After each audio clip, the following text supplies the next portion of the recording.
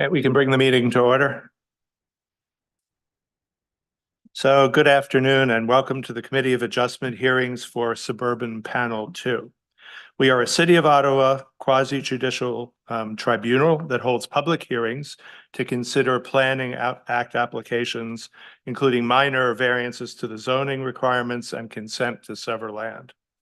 Our hearings are now here in person at Benjamin Franklin Place, 101 Center Point Drive. We also enable remote participation by video conferencing for our registered speakers. We are live streaming on YouTube and the video will be archived and available for future viewing by the public. My name is Jay Baltz. I will be chairing today's hearings. You can address me by my name or as chair. With me are my fellow panel members, Julianne Wright, Heather McLean, and George Barrett. The procedure for the hearings will be as follows. Listed on the agenda and appearing on the screen from time to time are the applications we're going to hear today.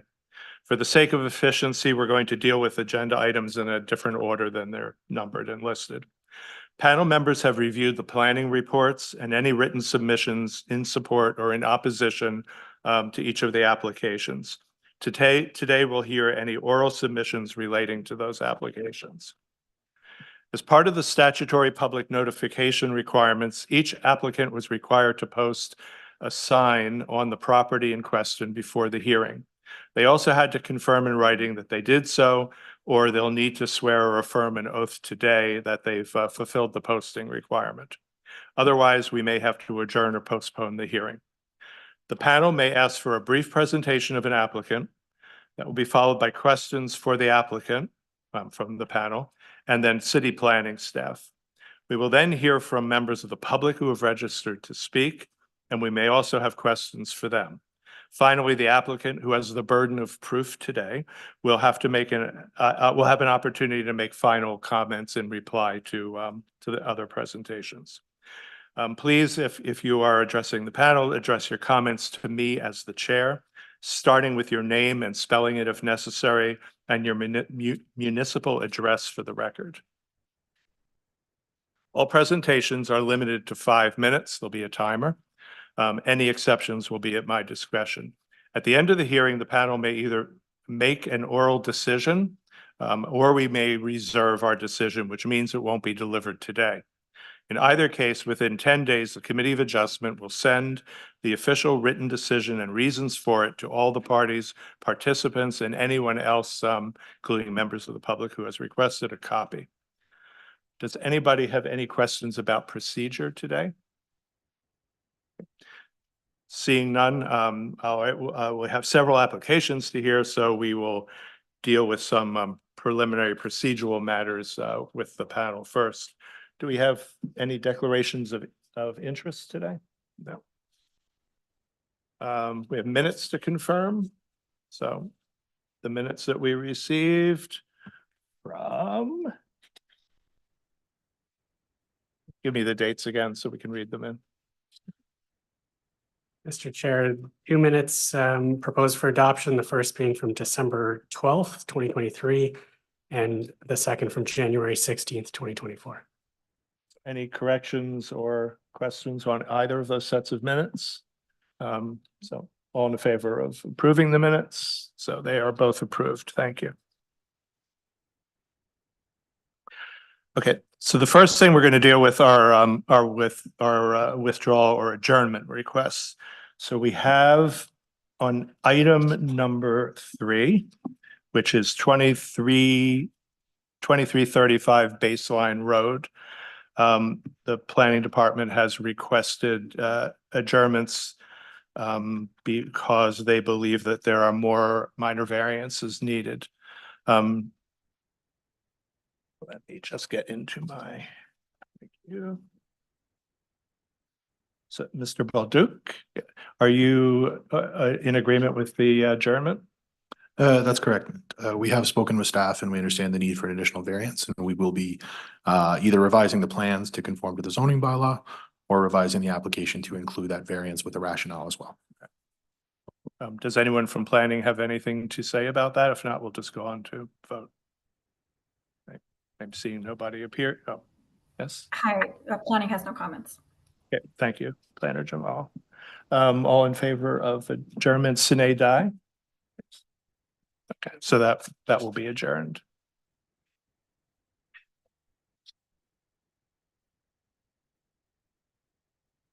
Maybe some of the public. Yes, so I'll explain what just happened. So if planning, in this case, the planning staff at the city identified that there was another, because of the increase in number of units, that would trigger an increase in the required parking spaces, and that had not been applied for. So because another variance would be needed for the design as submitted, this is being adjourned so that it can be recirculated. So what will happen is we're not hearing it today, but we are, it will be recirculated and there'll be another hearing, and the applicant will either change the plan so that that variance isn't needed or can apply for an additional variance. So that's where we stand. So we have adjourned it, and sine die means we're not setting a date because we don't know how long it will take for the circulation to happen, and the changes to the plans, if any, to be made. Any questions? Okay. So thank you, and our apologies for anyone who came down here today ready to present, but it will be heard a different day.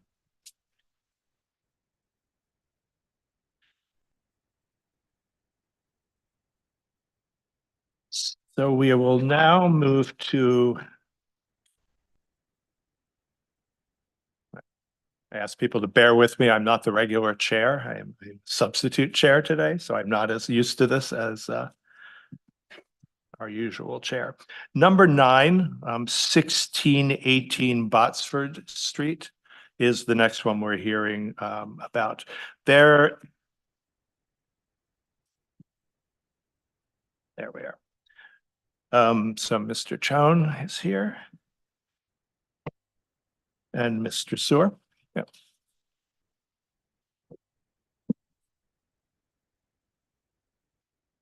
Thank you. Thank you, Mr. Chair.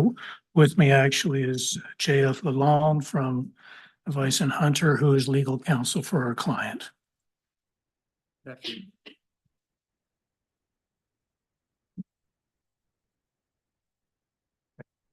So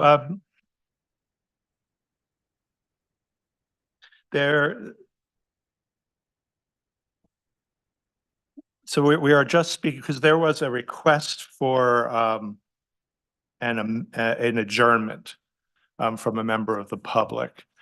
So are you opposed or in favor of an adjournment?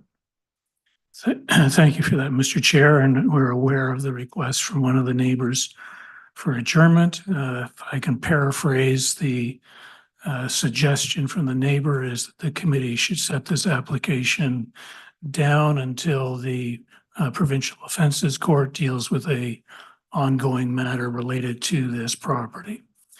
Our comments, and Mr. Lalonde may wish to supplement my comments, are simply this.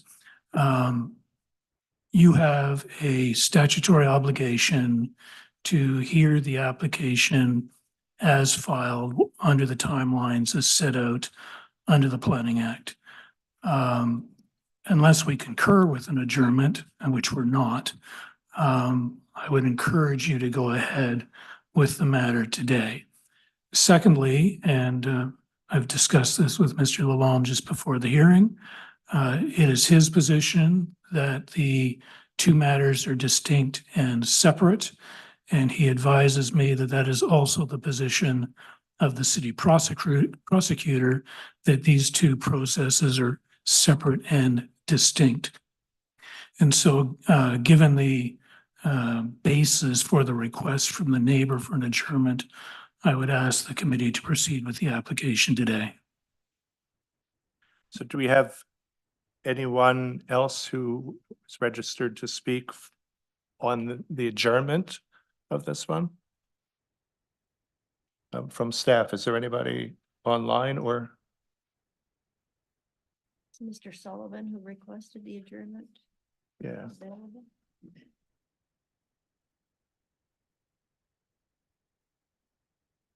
So I'm not, We're checking, Mr. Chair, and if any of the speakers participating virtually want to come forward, they can use the raise hand function. And we'll bring them into the meeting. we'll wait just a minute to see if something happens. Mr. Chair, I'll send another invitation to Mr. Sullivan and try to get in contact with him. Oh, okay. So are we waiting for that to happen then? Yes, okay.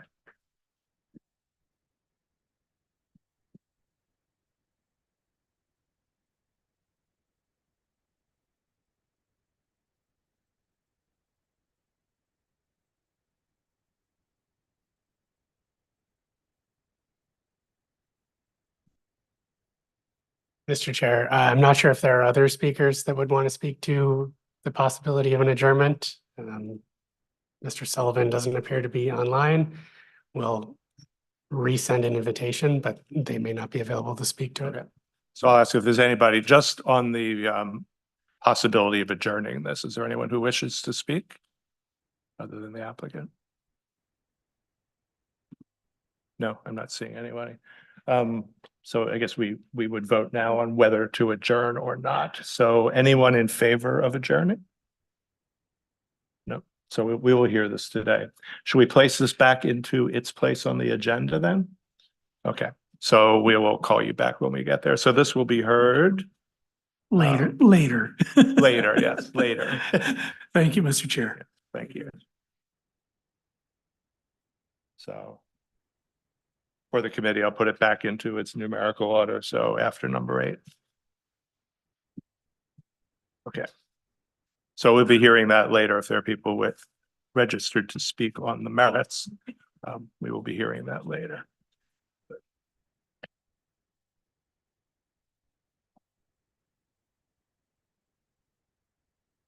The next item on the agenda is number 2.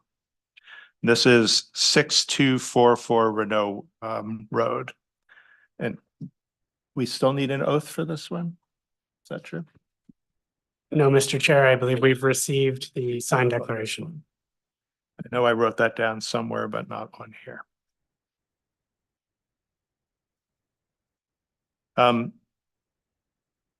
So this is, there's no one in opposition unless somebody has registered or is here to speak on this one. Item 2, 6244 Renaud Road. Seeing no one, and there are no issues. Anyone on the panel with questions or? Who's the planner on this one? This is Planner Gilbert. Does planning have anything to add? No, Chair. I feel it's pretty straightforward, but happy to answer any questions the committee might have about the application. I think the only question is this should be tied to plans if it's approved. Yes, I would recommend that.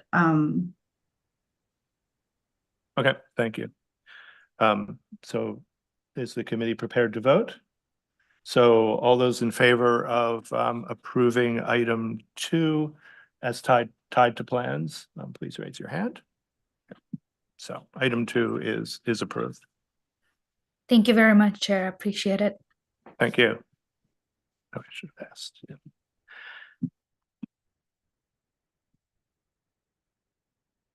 Okay, we're now back in our numerical order, starting with item 1 on the agenda. Item 1 is 315060 and 70 Hawthorne Road. And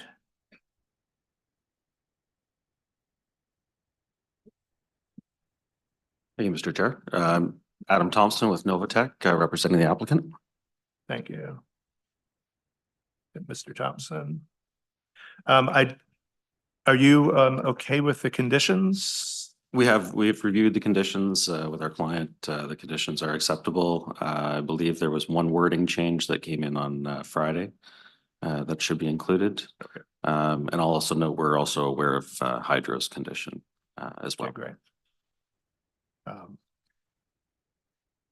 So this is a consent to sever and some easements, is what's before us here. Does planning have comments?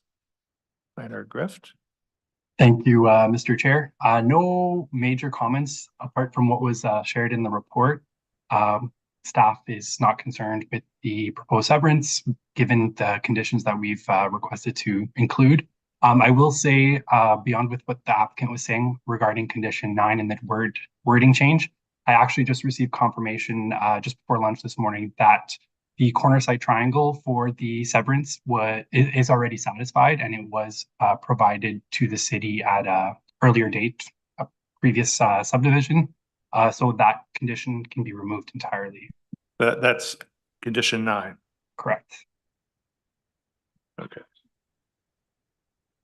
Is there anyone else who wishes to speak to this? So are we prepared to vote?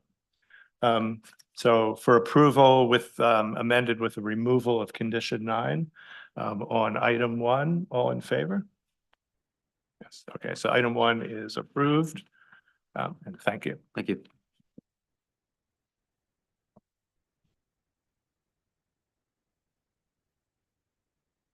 So we now skip to item 4.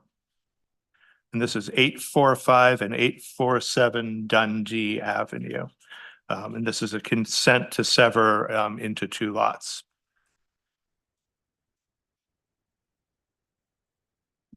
And so we have speakers today, so we will be hearing this application. Is the applicant here? Yes, my name is Ajant. I'm joining from home. Great, thank you. So we would ask for a brief presentation on this one. Yeah, so good afternoon, Chair, members of the committee. My name is Ajant. I'm the applicant for 845 Dundee. This consent application requests splitting a single parcel into 2 lots in the R2G zone. Construction on this project is underway on an approved building permit for a semi-detached dwelling. So the consent is to split the semi-detached in half. Each lot conforms to the city bylaws and does not require any variances. There's several examples of existing lots that have been split this way in the immediate area. And I believe the application meets the criteria as noted in my cover letter. And the content submitted for this hearing is similar to other applications submitted in the past to committee. Thank you. Thank you. So from planning, who do we have from planning? Planner Gatchin. Good afternoon, Chair. Just to confirm, you're asking for if I have any concerns or comments on this application? Yeah, if there's anything that you have to add. No, I have no concerns with this application. Okay, great. We have 2 registered speakers. I don't know if they're online or here on item 4. So Kathy Vandergrift from Queensway Terrace North Community Association. Oh, there you are. And Susan Blakeney, resident.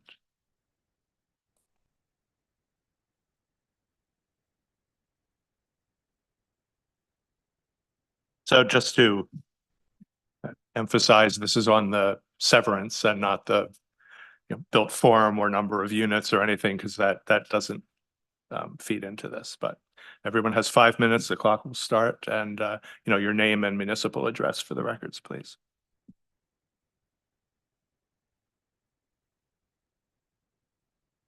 Sorry.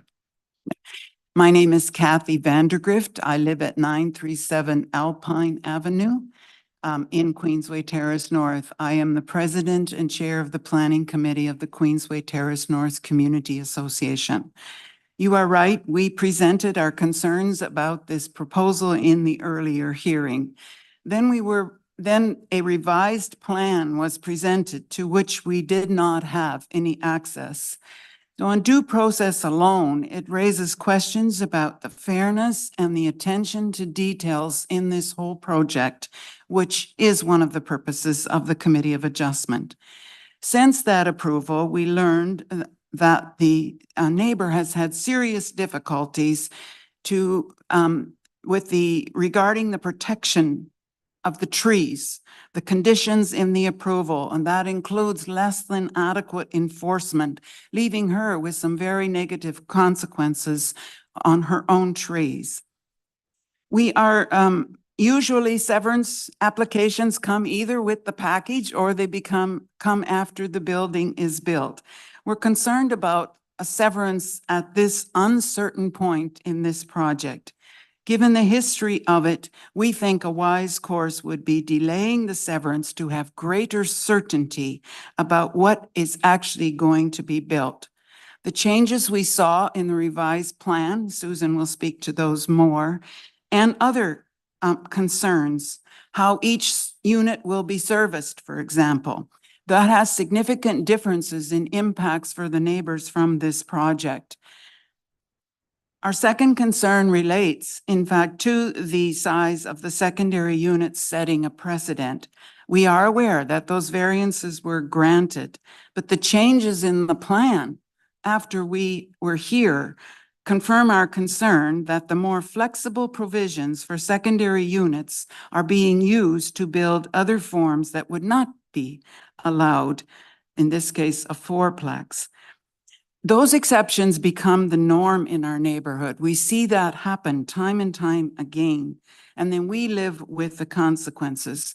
So our request to you is that before granting severance, we have greater certainty about how this development is going to function in the neighborhood and with appropriate conditions to ensure that it does not become a precedent. I would argue that delay complies with the new commitment in the city's official plan to improve the way these infill projects are done so that they function well and actually meet the goals of a livable neighborhood and sustainable development. Thank you. Thank you. Questions for the delegation from the panel? No. Thank you. I just would note, we did submit a written submission Yes, as well. thank you. And we have Thank all this, With anything that anyone either online or here has submitted written, we have reviewed. Susan Blakeney. Susan Blakeney, 937 Arkell Street.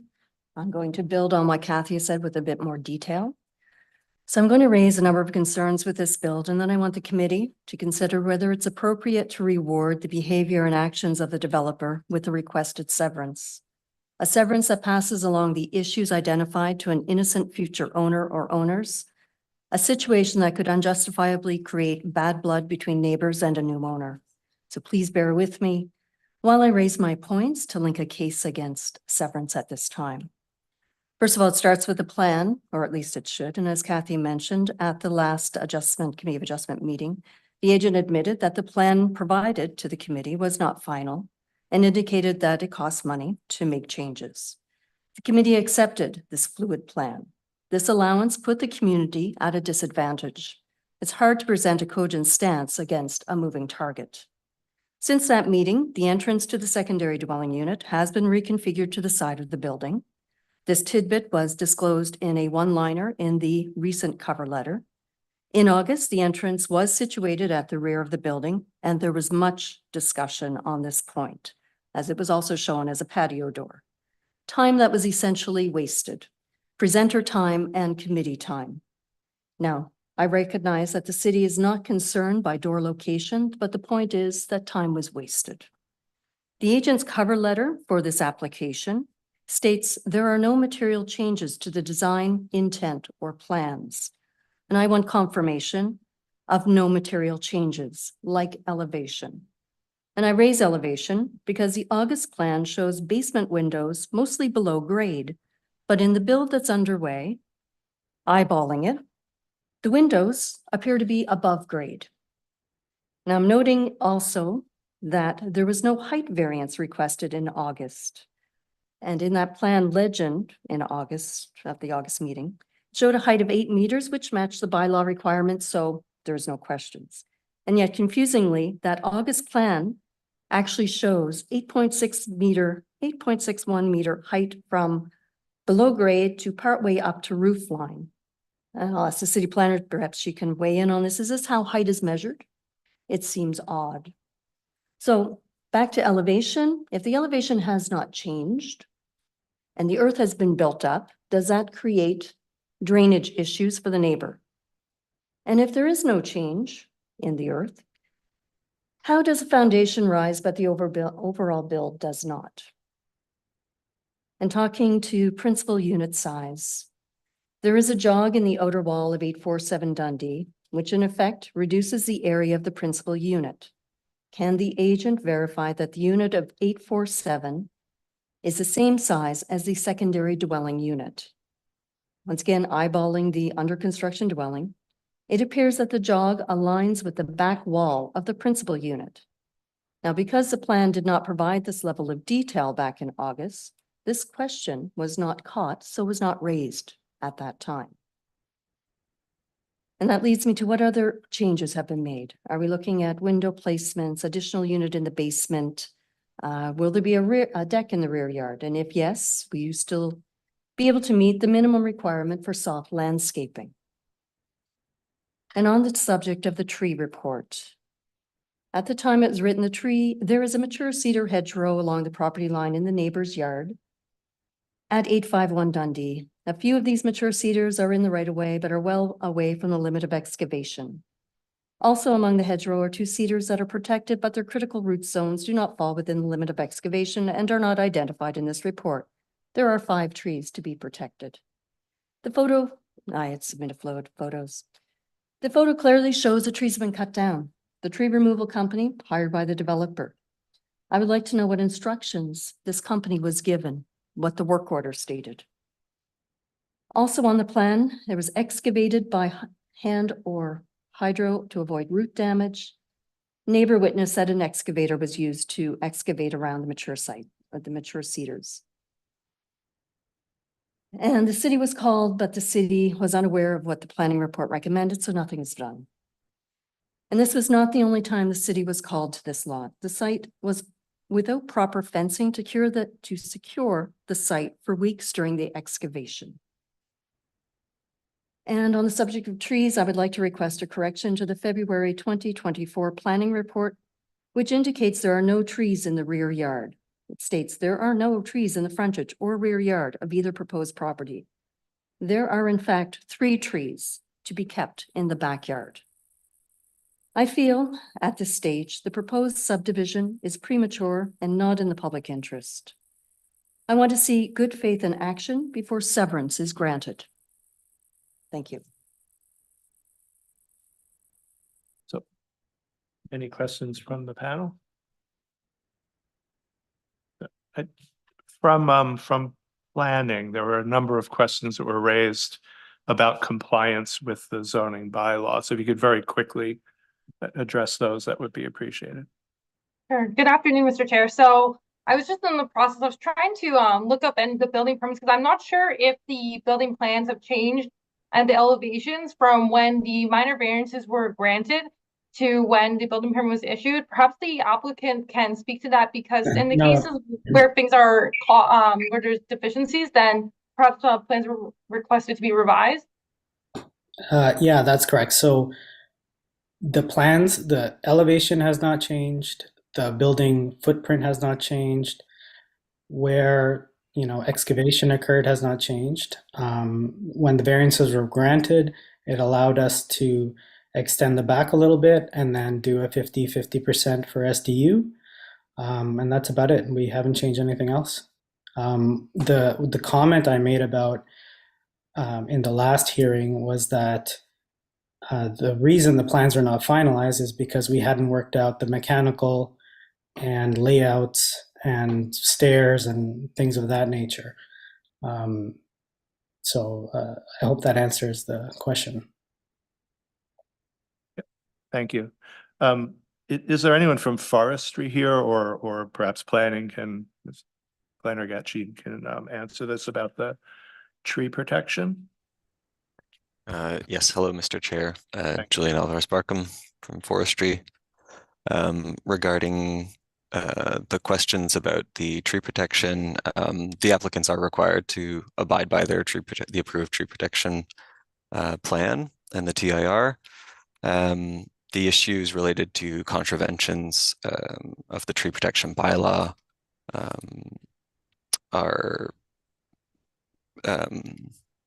have been addressed by the infill forester. They are aware of the requirements of the tree protection of the TIR, and any further contraventions of the bylaw can be addressed by contacting 311 and submitting a request. Thank you. So very briefly, because we're looking at severance today, which has nothing to do with the trees or the number of units, but I want to give everyone a chance to be fully heard. Just to address the issue of the principal unit size versus the secondary dwelling, given that there is a jog and the what appears to be, I'm not technical, cross beam looks like it slices right at the back of the jog, meaning that the principal unit is slightly smaller than the secondary dwelling unit. And they asked for 50-50. Now it's more, I don't know, 55-45 or something. Okay, let's get Planner Gatchine back on and see what the requirement. So the issue is the requirements of the relative sizes of principal to secondary units. So, for you, Mr. Chair, so the requirements were, at the time of the minor variances, I believe it was the 60% had to be the principal dwelling unit and the maximum size was 40% for additional residential unit. And that's what the minor variances to grant a 50-50 split were granted at the time. And in terms, I believe the public member is referring to the jog and they're saying that that jog is not reflected in the plans that were granted at the minor variance. And therefore that could cause a difference in the split. I'd like to note that based on my review, I was just looking at the plans that were approved and they do show that jog that is being, that's in the site plan now. So as far as I understand, there's been no change in terms of the layout. And I think I would like to point out that while the minor variance is required at the time, also note that the current provisions for additional residential units, there's no restriction on the size of this relative size of additional residential units to principal units. And therefore, I think that's relevant to the discussion in terms of what are we trying to do today in terms of restricting the size in this discussion. Thank you. So I think it's probably time for us to move on. Thank you for the presentations. We'll go back to the applicant to have the final comments and answer. Yeah, I didn't catch, I wasn't able to write down responses for everything, but I just wanted to say I believe the building permit as approved and what we're building conforms to everything the city is looking for and what we've communicated earlier. I reviewed the earlier hearing video and about what we discussed.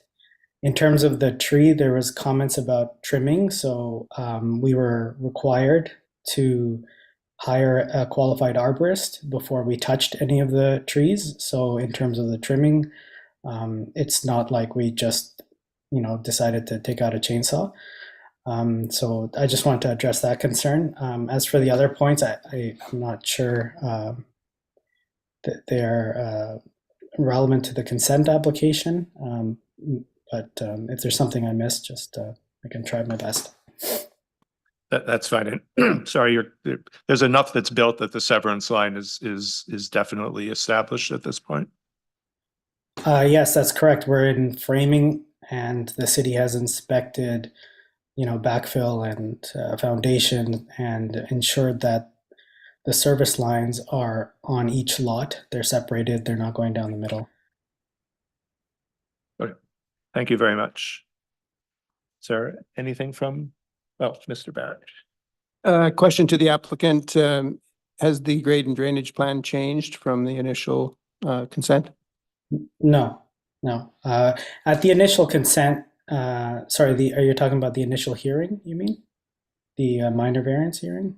Yes, the plans, yes. That were No, because because with grading, you have to keep for infill development, keep it in line with whatever is in the existing area. We can't change that without the city approving. So grading plans were done up of the existing construction or existing building and the new construction, and they were approved by city as well. Thank you. Other questions from other members? No. So we are reserving this decision?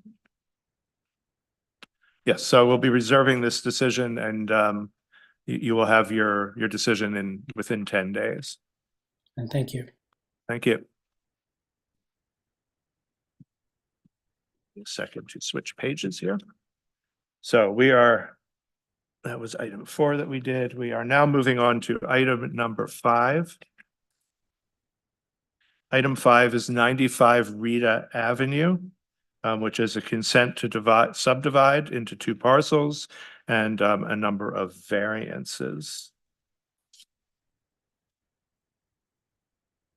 Okay, so there we are. So the applicant is, oh, yes, Mr. Sewer and Mr. Chown. Mr. Sewer will be presenting. Thank you, Mr. Chair. Afternoon.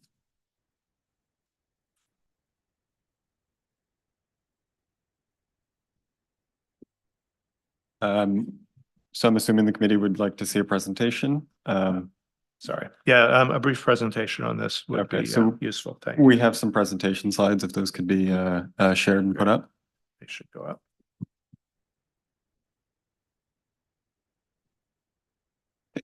So good afternoon, Mr. Chair and members of the committee. My name is Arjun Sewer, and I'll be presenting our consent and minor variance application for 95 Rita Avenue.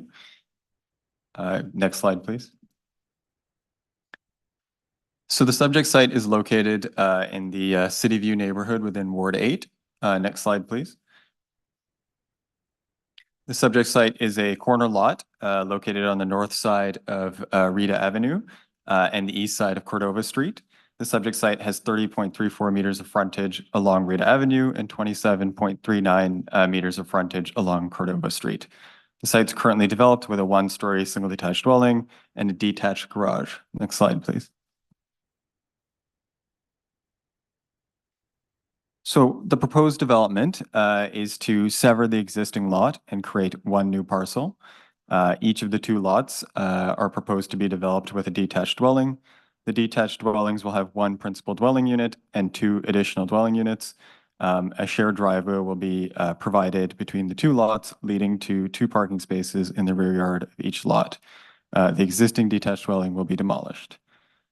So severance application 1 will create the corner lot, which are labeled as parts 1 and 2 on the draft reference plan before you. The application includes a right-of-way easement over parts 2 in favor of parts 3, 4, and 6 for a shared driveway access. The proposed lot width will be 16.91 meters, and the proposed lot area will be 490.2 square meters, including part 5 per exception 632.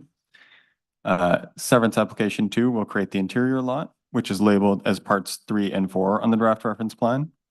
The application includes a right-of-way easement over part 3 in favor of parts 1, 2, and 5 for a shared driveway access, and the proposed lot width will be 13.43 meters, and the lot area will be 389.1 square meters. Next slide, please. So we'll now speak quickly to the rationale for the severances. With respect to Section 53(1) of the Planning Act, a plan of subdivision is not required for the proper and orderly development of the municipality. With respect to Section 51(24) of the Planning Act, the proposed development has regard for various matters of provincial interest, including the orderly development of safe and healthy communities and the provision of a full range of housing types. The severance of the lot is not premature since the subject site is located in a fully developed neighborhood with other similarly sized lots. The subject site is designated neighborhood in the outer urban transect. The proposed severances add 1 new lot within an existing neighborhood, supporting intensification that is ground oriented and appropriately located near commercial amenities and public transportation. The proposed severances result in the creation of 2 regularly shaped lots that are appropriate for the development of the subject site. The proposed lots can suitably accommodate the proposed detached dwellings while meeting or exceeding all minimum yard setback and minimum yard area requirements. Adequate municipal services are available on the subject site, and there are a number of schools located in proximity to the subject site. The proposed severances meet the criteria of 5124 of the Planning Act. Finally, the proposed severances align with the provincial policy statement by providing intensification within the urban area. It's our opinion that the severances meet all criteria in the Planning Act for severances. So next slide, please. So the slide in front of you shows the requested variances. So I'll read out the variances quickly. Variance A is to permit a reduced lot width of 16.91 meters, whereas 19.5 meters is required. Variance B is to permit a reduced lot area of 490.2 square meters, whereas 600 square meters is required. Variance C is to permit a reduced lot width of 13.43 meters, whereas 19.5 meters is required.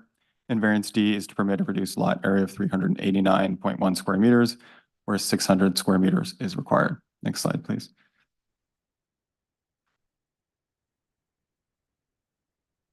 So the first test for minor variance is that the general intent and purpose of the official plan is maintained. So the subject site is designated neighborhood within the outer urban transect. The proposed development with the requested variances meets the intent of the official plan to accommodate intensification in low-rise built forms within neighborhoods. Development with requested variances contributes to 15-minute communities by creating 2 lots for residential development within walking distance of commercial uses and public transportation along Maryville Road. The variances maintain the general intent and purpose of the official plan. The second test for minor variance is that the general intent and purpose of the zoning bylaw is maintained. So the subject site is zoned residential first density subzone FF. You'll indulge me, there's a couple more tests to get through, so Yeah, it's 5 minutes, so if you could wrap up. I'll try wrapping up, but I want to get through the 4 tests, so I'll go through quickly as I can. So the proposed minor variances are for reduced lot widths of 16.91 meters and 13.43 meters, and reduced lot areas of 490.2 square meters and 389.1 square meters. The intent of the minimum lot width and lot area provisions are to ensure that lots are adequately sized for a detached dwelling. The proposed lots meet this intent as there are several lots with similar lot widths and lot areas in the neighborhood, as you can see on the image in the slide. So just to describe what you're seeing here, the lot widths that are less than 16.91 meters are indicated by blue stars, and lot widths that are less than 13.43 meters are indicated by red stars.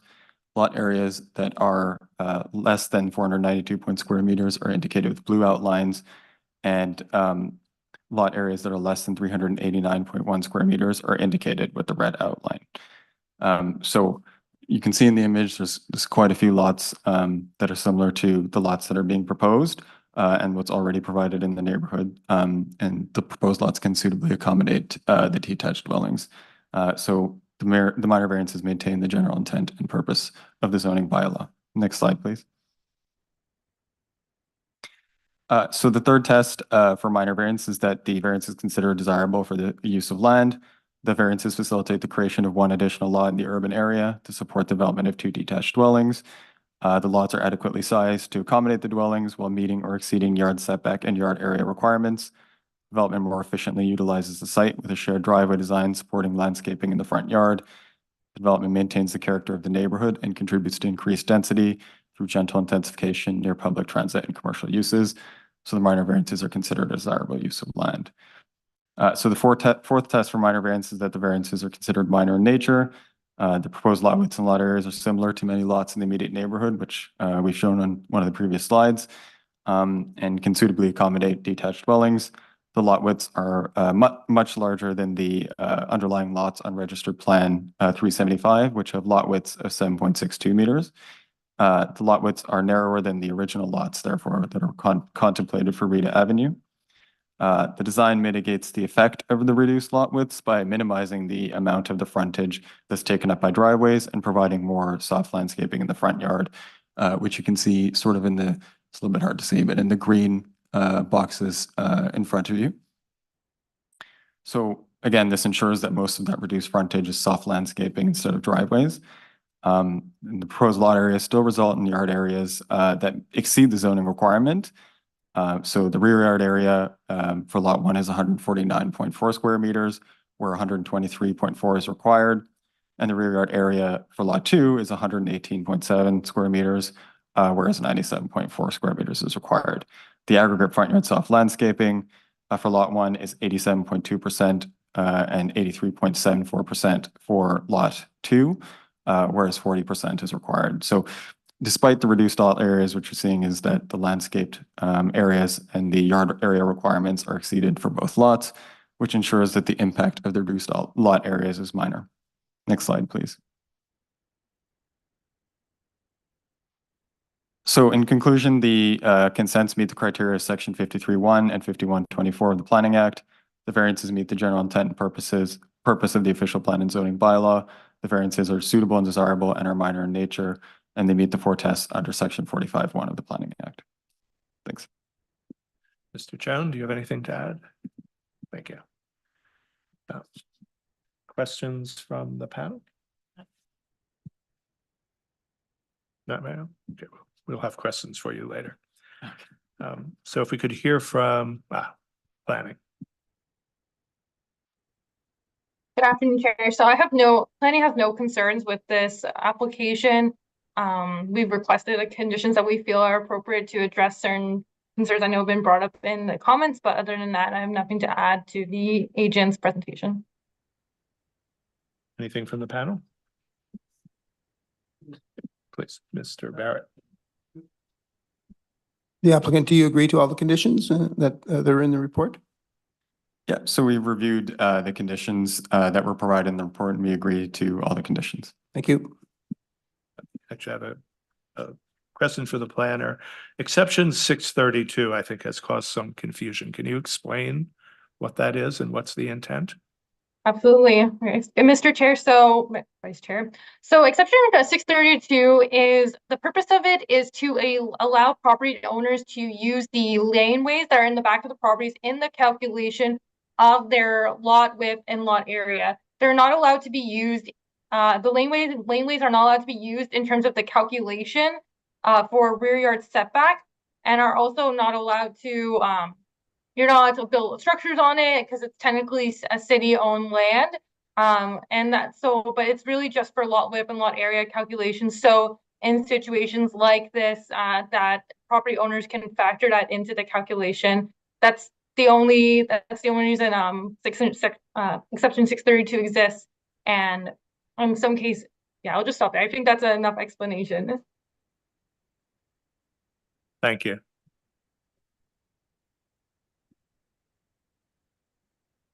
Was there anything from forestry on this?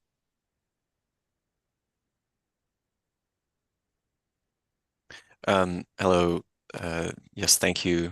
And through you, Mr. Chair. We did propose a few conditions related to the removal of tree 1. So for replacement of the tree and compensation of the value of the tree to be removed. But otherwise, no specific comments or concerns. Thank you. Yeah, Mr. Barrett. Just a question to the forestry department. Were there trees considered as a buffer in the backyards to the residents in the rear? Was that ever proposed? We did not, the TIR did not suggest planting of trees in the backyard. There is existing vegetation in that backyard on the city-owned land. So I'm not sure if that would be sufficient as a buffer. It doesn't look like there's a ton of planting space. So we were mostly concerned with the cities in the right of way.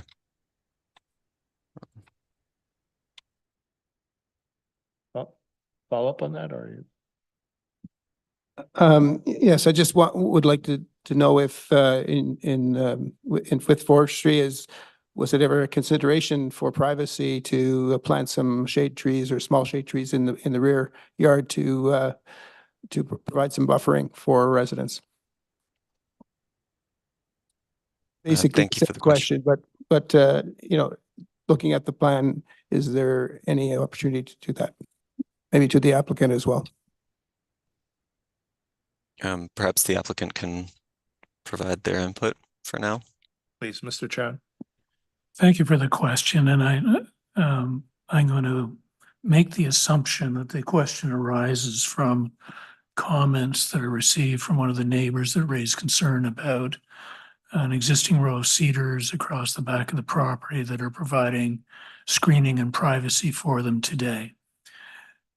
There's no reason to expect that there will be any damage to those cedars that are located on the property line, assuming that's where they are. I'll remind you of the advice you just got from the city planner that there's a city lane between the two properties, and our client can't build in that lane, they can't excavate in that lane, they can't go near that lane.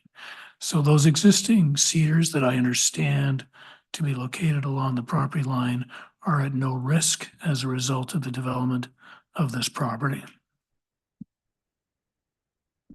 Thank you. Anything? I was going to wait to ask my question till after the neighbors had raised it. However, I'll raise it now. I'm just curious why, a question to forestry, why the hedges were not even mentioned in the tree information report. Is that because of the size or the potential location of them?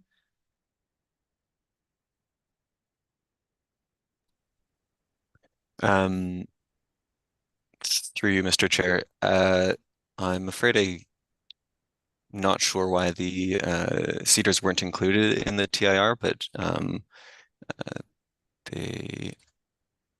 sorry, I'm just pulling up the TIR on my end.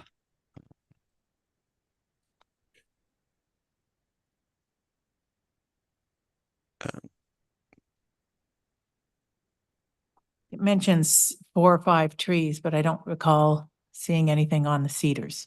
It includes the city-owned trees. The cedars would be protected technically under the bylaw as city-owned trees, regardless of their diameter, so they would have to be protected.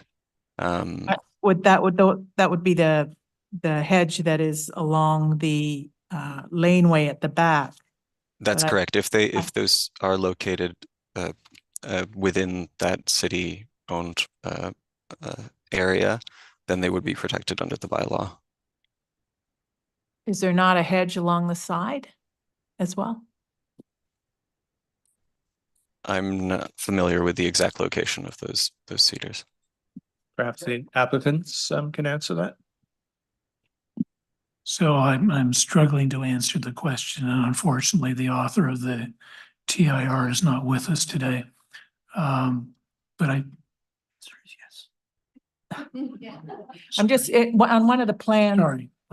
Sorry, go ahead. No, go ahead. I'm not Okay. going to interrupt you. I just don't appreciate being interrupted fair enough. by others. On one of the plans that you showed up on the screen earlier, it did outline the hedge. So maybe you can pull that back up. Slide in the presentation. We'll take this time to emphasize that whoever is at that seat is who speaks and up here, but not anyone else until it's their turn, please.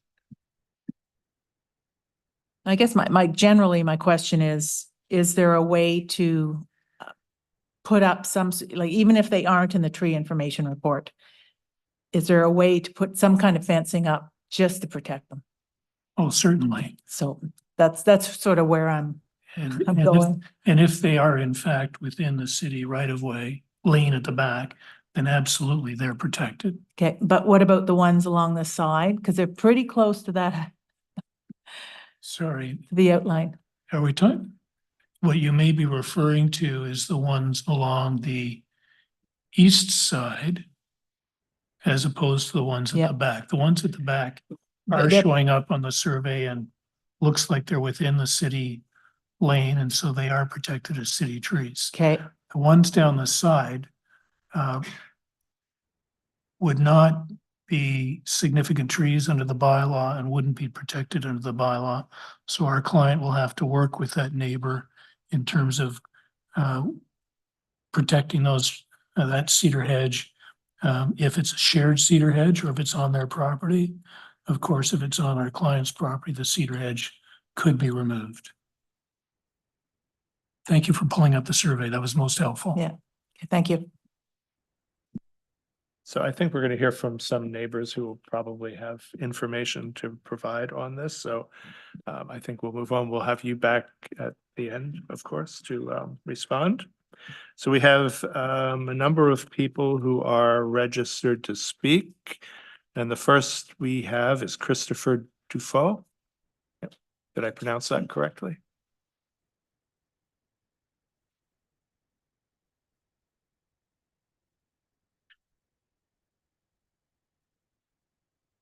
You can, I mean, it's fine with the panel, I assume, if we reorder it. So what order would that be in?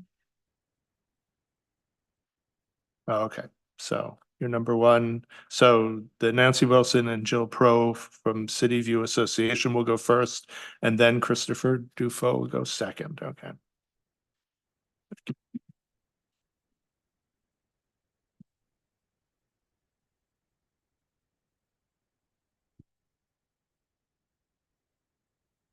Thank you for that. I'm Nancy Wilson, co-president of the Community Association for City View. I live at 16 Withrow. Good afternoon, Chair and Committee. First of all, I'd like to mention to you that this application has created much concern in our neighborhood, and many residents have come out to speak today. For many, it's the first time, and we're hoping that the committee will let them speak and be gentle with them and let them know so they can let you know what's important to our community. I'd like to start by saying that the City View Ryan Farm Community Association opposes any application that does not meet the requirements of the existing bylaw. The property at 95 Rita Avenue does not meet these requirements. There's been no plans that we've seen either. So we're just wondering why we haven't seen plans for what's going in there. The requested variance is to facilitate the development of the new detached dwellings on undersized lots does not meet the general intent and purpose of the zoning bylaw. These new lots are well below the required bylaw of 19.5 meters. The inside lot is even smaller at 13.43 meters. The lot area of the inside lot at 389.1 meters is much less than the required 600 meters. Nothing is comparable nearby in this neighborhood. Of the 12 houses on this block of Rita, all of them are 100-foot lots except for one that's been divided into two 50-foot lots. The report that we sent you on Monday, we did send a report in about that diagram that was up there with the red stars, refutes the examples used by the developer in claiming similar lot widths. Although our community has seen a prevalence of 15.24 meter lots, we certainly do not have lots that are as small as 13.43 meters nearby as indicated by the applicant. All of the examples used are partial lots that have been severed off from the adjacent lots to construct residences on fully compliant lots. There are no builds on lots as small as 13.43 meters around here. These numbers are very misleading.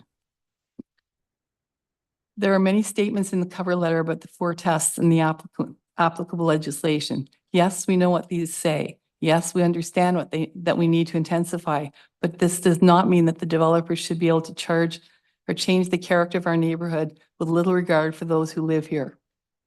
There is still zoning bylaws in place.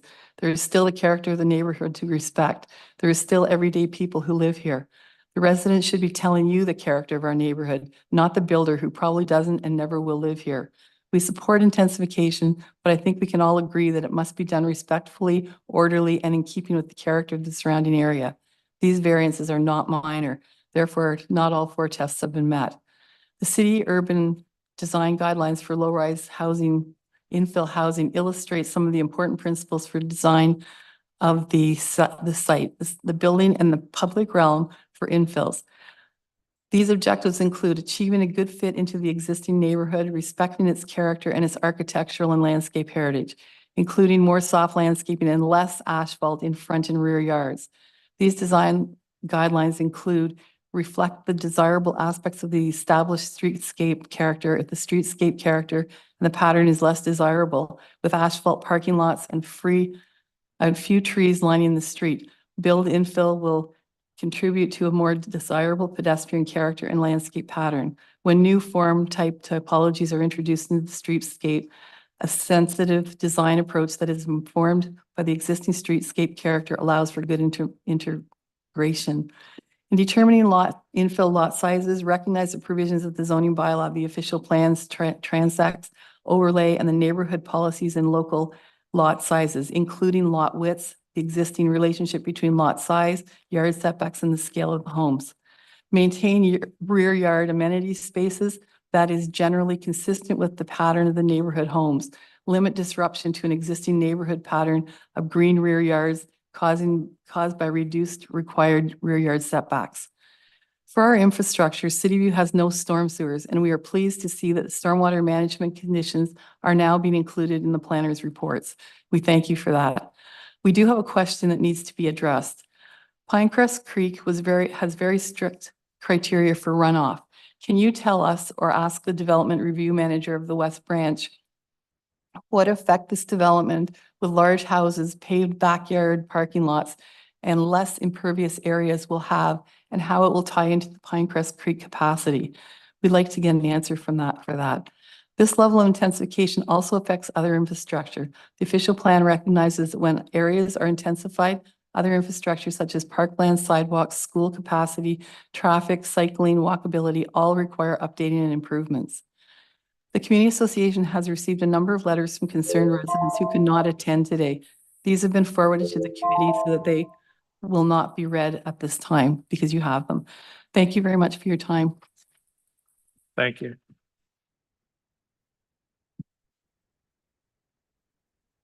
So is it? We'd like to ask, Jill has a bad throat, so we'd like to ask if Wendy Davidson could read hers for her.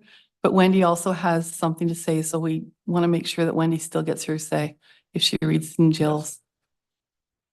Okay. Sure.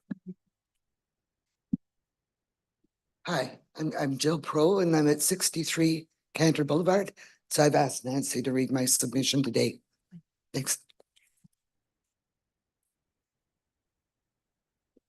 Hi, thank you. I'm just getting these notes, so you'll have to bear with me. But my name is Wendy Davidson, and I live at 99 Côte de Neige, so just a block over from where this development is going to be coming into play. So good afternoon, and thank you for taking the time. This consent application is proposing to create reciprocal easement rights of way Part 2 over Part 3 for a shared driveway across and access parking. Our major concern with this development is these 4 parking spots in the back. This does not fit with the existing streetscape of the character of our neighborhood at all. It has been implied that there's areas like this and developments like this within our neighborhood. I would have to say I've lived there for 17 years and have not seen that. So I just find it misleading. Moving this parking to the front with double driveways has many advantages for the applicant. It will allow the same amount of parking. It will fit in with the other 1,000 homes in CityView that have been constructed with driveways in the front of their properties. It will greatly reduce the amount of impermeable surfaces. It will increase the amount of green space. It will retain the healthier trees, number 1 in the front yard. It will also allow for better snow removal and snow storage.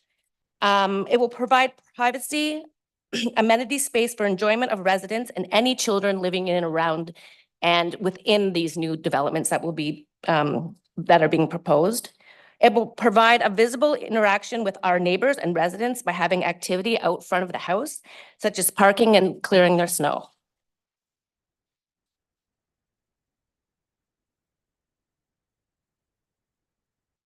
We have all observed for some months new builds at 1217 and 1279 Woodruff Avenue that have single driveways and parking in the rear. We suggest that the applicant speak to the developer about the problems that they've had associated with the configuration, especially in this climate.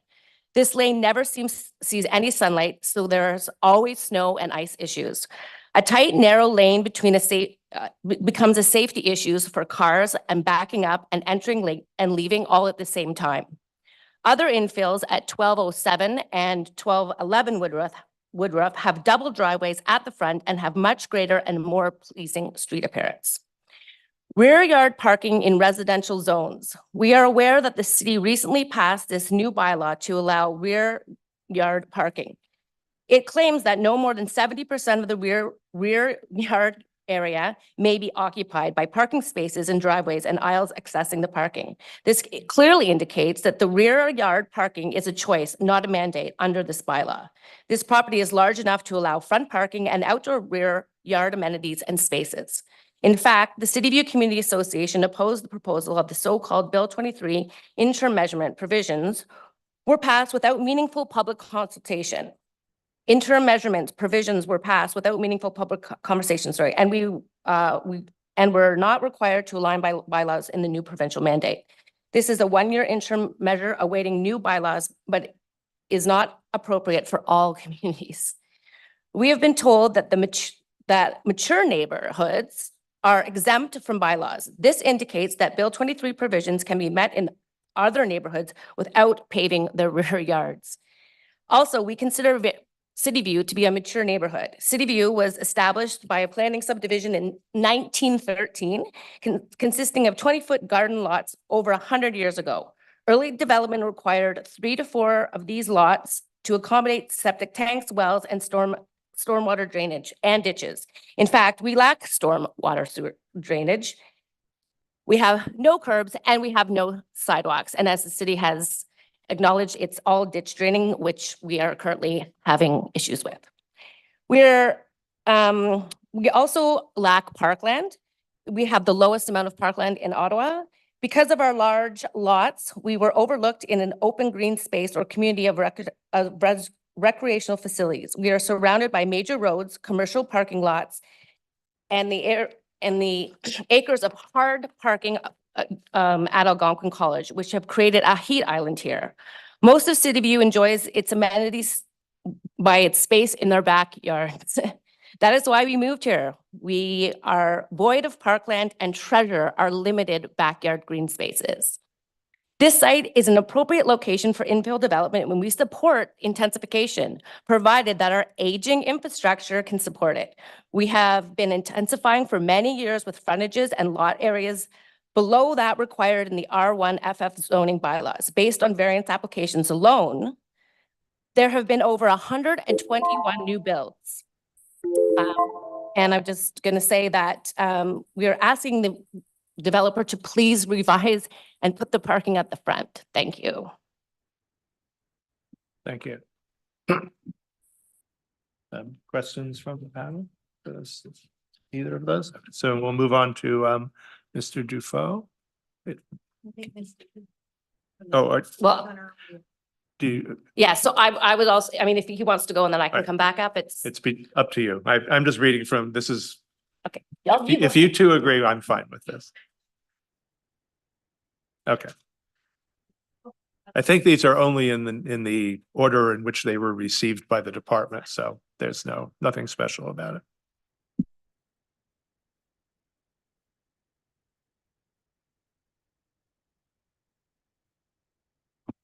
Thank you. Second slide, please. I'll begin by saying I apologize for my little interruption earlier. I now know the rules. Sorry about that. We've been living at 89 Rita Avenue for 2.5 years. My wife Heather and I were immediately east of the properties proposed for development. The hedge to the left of the driveway in this photo runs along the property line between our properties. Next slide, please. We are concerned with privacy and security and the potential for flooding at front and rear. Next slide, please. So the hedge that's between our houses blocks our view of most of the current house at 95 Rita Avenue, and it's 10 feet tall, not 9 feet tall, as in 95 Rita Ter. A 4-foot chain link fence also runs along the hedge from the gateway beside our garage, pictured at right, to the back of both properties. That 4-foot fence is just on our side of the property line. Whereas the hedge, I believe the roots are just on the side of the property line for 95. Next slide, please. So the current fence and hedge provide us with a high degree of treasured privacy to our back patio and deck.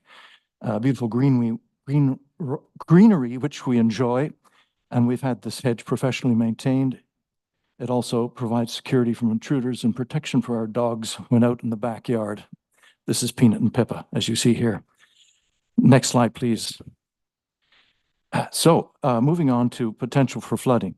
Now, at the front of the property, I show a picture here of the drain, which is several feet off the road, and it's immediately between our property and the next one. At times, torrents of water run westward along the street to this drain from rainfall, snow melt, neighboring sump pumps.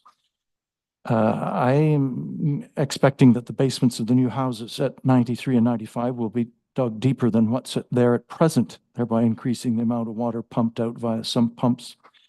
As well, the proposed buildings will have increased roof area and paving, decreasing water percolation and increasing the amount of water needing to flow to street drains. Next slide, please.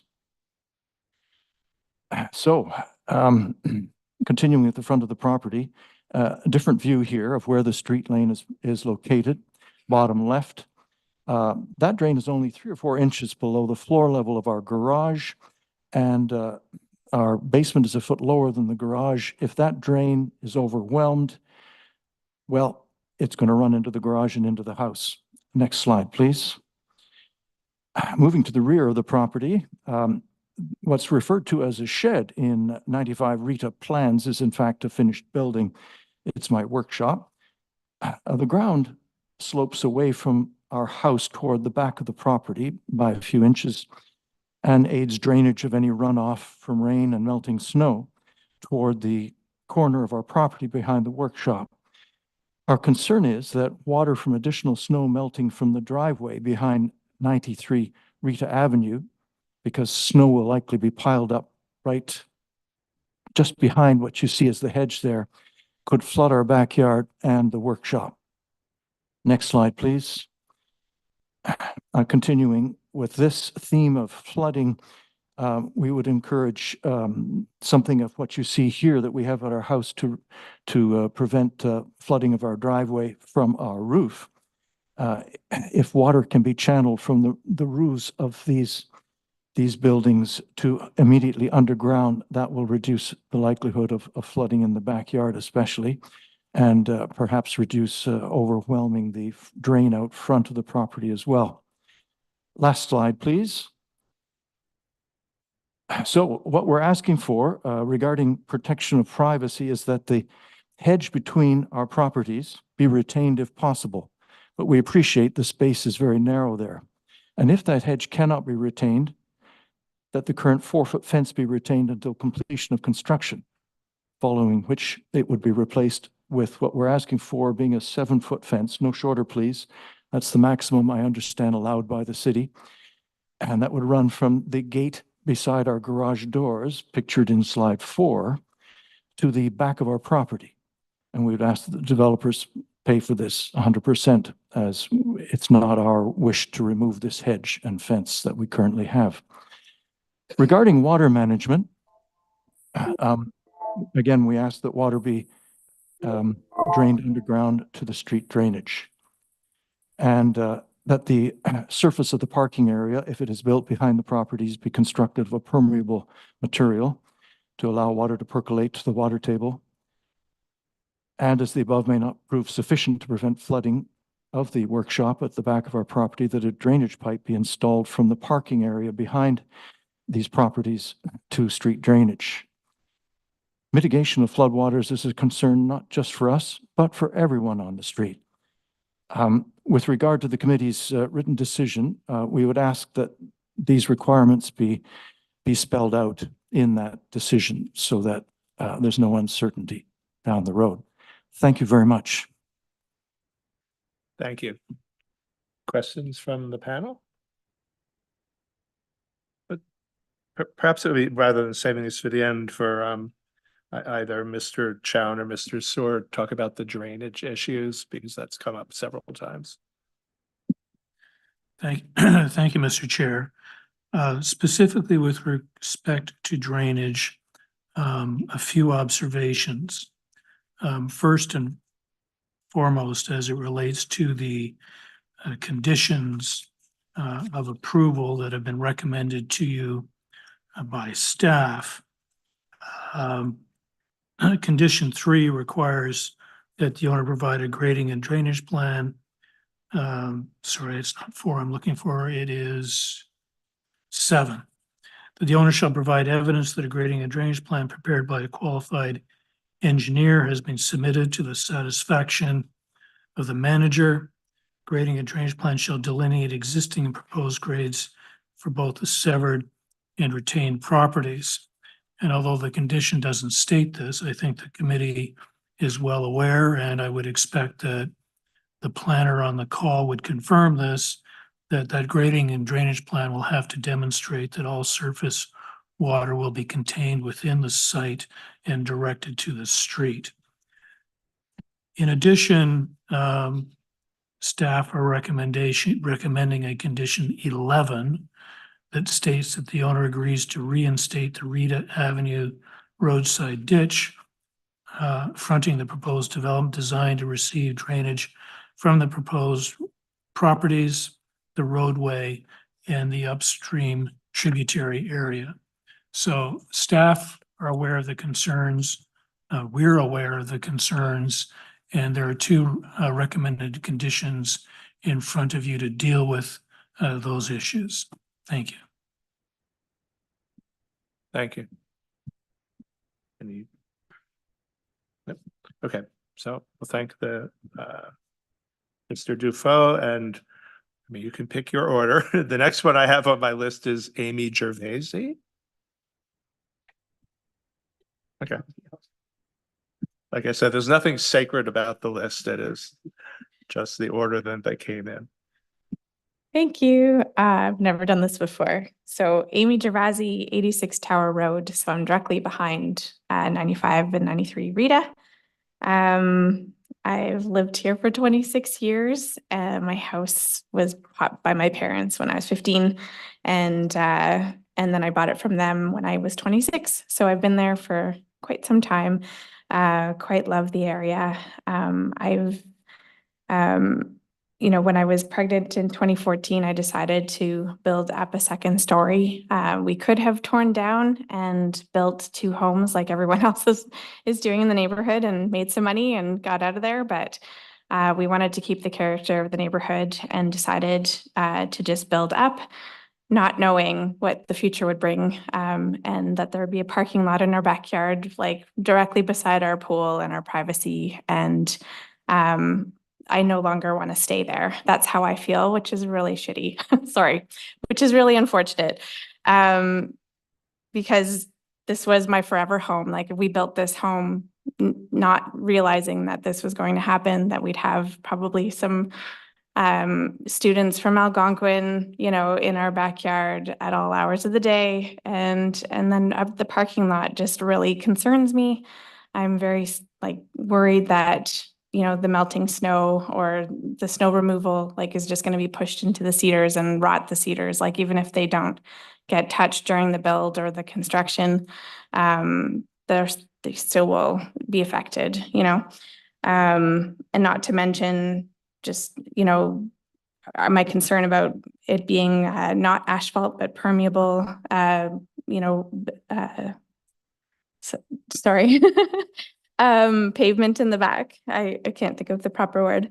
And I'm also concerned just about the size of the inner lot at 44 feet. It's very much below the 65-foot norm, and then 50 feet, which has become the new norm of the neighborhood.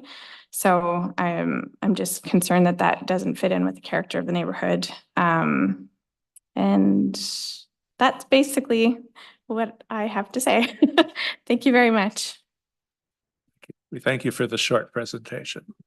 Are there any questions from the panel? No? Before we go on, can I, so the parking lot in the rear has been brought up. So can one of you confirm what it's, I believe it's only single spaces, one on each side, right? Is that true? Is that what the plan will be? Yeah. It's two on each side, just to be perfectly transparent. Obviously, we're going to go there in our comments later, Mr. Chair, but now that you've raised it, parking in rear yards is a design approach that has been strongly encouraged by the city when looking at infill projects. The chair will be familiar with this in his neighborhood. What the position of the city for years has been that they would prefer that we park in the rear yards and access that with a driveway to the rear yard rather than having a driveway and a garage at the front of the house.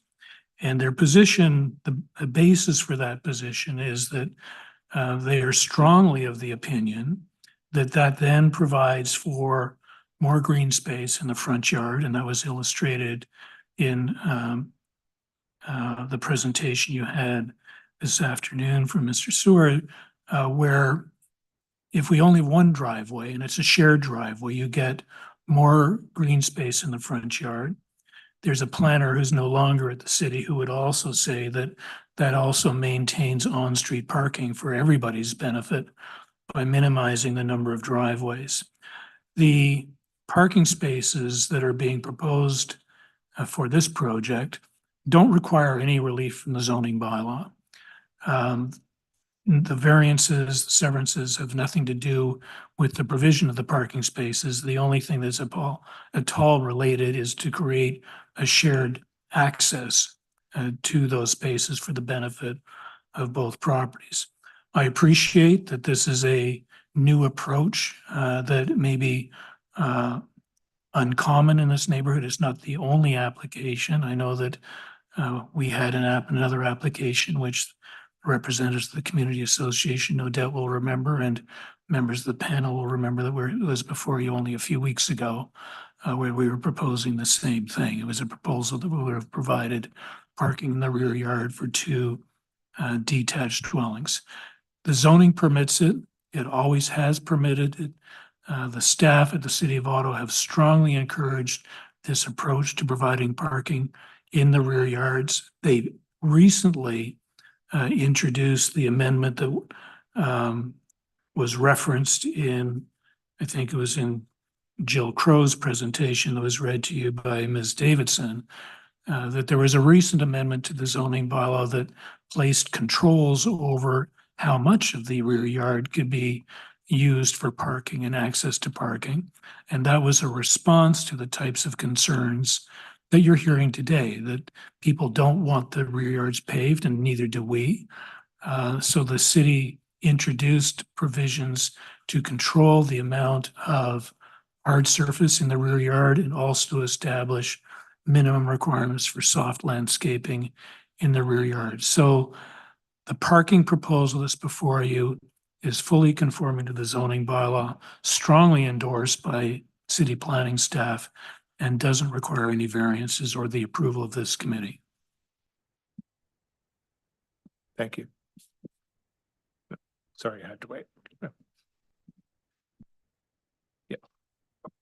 So my name is Wendy Davidson again. I would just like to bring forward a few points as being, you know, from what I read before, and also some of the things that I heard. I appreciate there are neighborhoods in the city where rear parking makes sense. They also have a plethora of parks around them.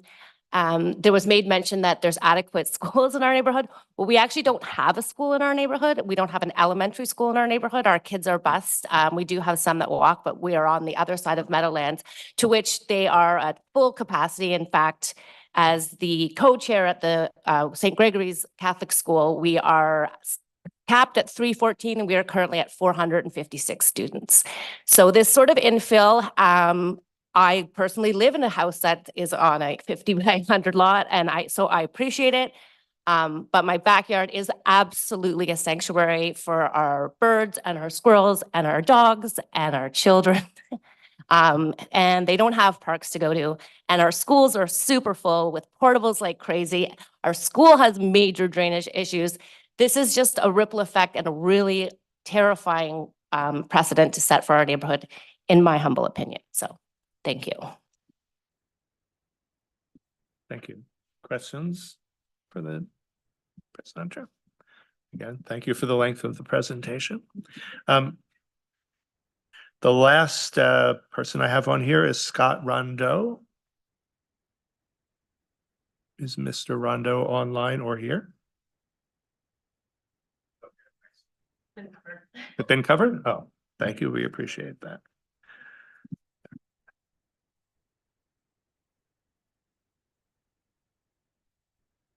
So is anything from the panel we haven't covered, or we can move on to the response from the applicants? Yes? Right. So the floor to you. I think you've responded to many of the points already in real time. So anything that's left over, please go ahead and wrap up. So Mr. Chair, you're absolutely correct. I made note of a number of comments that I thought we should reply to, and I think that you've given me the opportunity to do that already.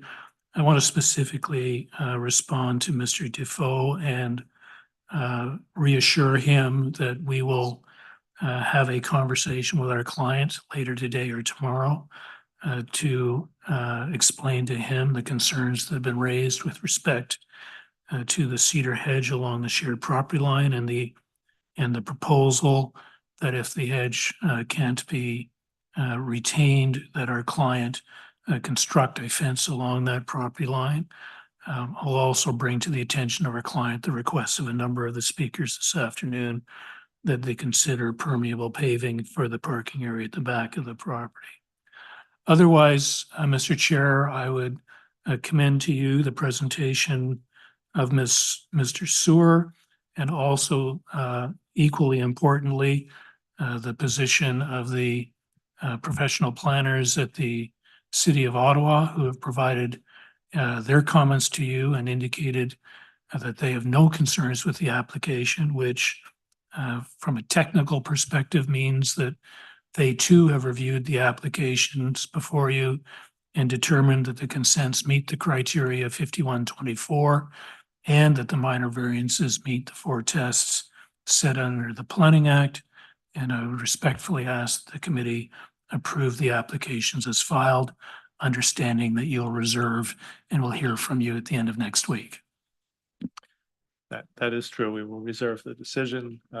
I just also wanted to note that we received letters from Marion McQueen and Marie Riopel, which we will also consider that they're residents. Okay, thank you very much. Oh, sorry, Mr. Barrett, I didn't. Just a question to the applicant with regards to the condition of the cedar hedge at the back of the property, running along that easement.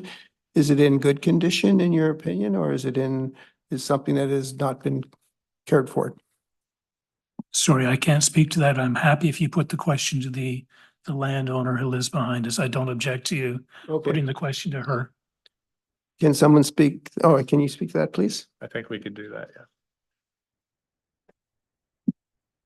Sorry, the question was the cedars in the back? Are they? The condition of those cedars in the back, do they provide buffering? Are they dense enough to provide you from a buffer between your lot and the lot behind? I would say in the summertime, yes. In the wintertime, no. So, but yes, they're very healthy. They're probably taller than they should be. Okay, that's great. That's all I'd like to. Okay, thank you. Okay. So from the committee, reserving the decision? Yes, okay. So, and for members of the public, the decision will be released within 10 days. Usually that means at the 10-day point. We thank everybody who presented so well on that. We are now moving on to item number 6, which is 243 Bradford. Mr. Jalkatsi is the One of the agents for the applicant, Mr. Casagrande, is another agent for the applicant. That's right, yes.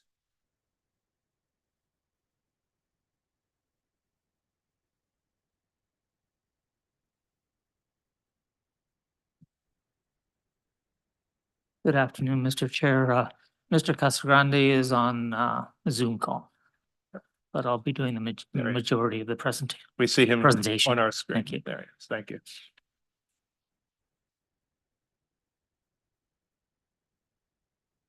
Oh, thank you Go very ahead. much. I have a slide deck, please. I'll just note, when the slides are up, I can't see a timer, so if it doesn't make noise, then someone will have to let me know. Let's go to slide 2, please. This just illustrates the one property that we're dealing with. So just to remind the committee, we're dealing with a row of 6 townhouses located on Bradford. And this is the minor variance requirement for the one corner of the property for the southerly townhouse. Next slide, please. The property is located in inner Transat area. It's not very far from major streets, and it's not very far from a shopping center mall, 2 of them. Next slide, please. This is the subject property and the lot typology in the subject area. So we're very close to an NCC pathway that's along the eastern Western Parkway. Next slide, please. This just shows the character of the neighborhood that the property is located in. It's a combination of single-family homes, townhomes, and semi-detached dwellings. So there's a significant number of semi-detached and townhouse dwellings in this same neighborhood. Next slide, please. This is showing the property on the left side, currently made up of 3 townhouses, and the streetscape looking north and south. Next slide, please. This is showing the property inserted as the white block with the roof at the top of the picture onto the streetscape from Google Earth. Next slide, please. Actually, go to number 10, please.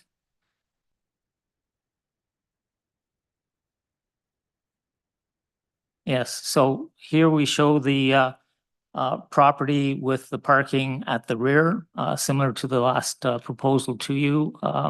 City staff encourage, and we encourage landscaping at the front of the property. The parking goes to the rear, and there are a total of 7 spots for the 6 townhouses, 1 spot for each townhouse plus the visitors. Next slide, please. This shows the area of the floodplain and the hazard zone. Slide 26, please.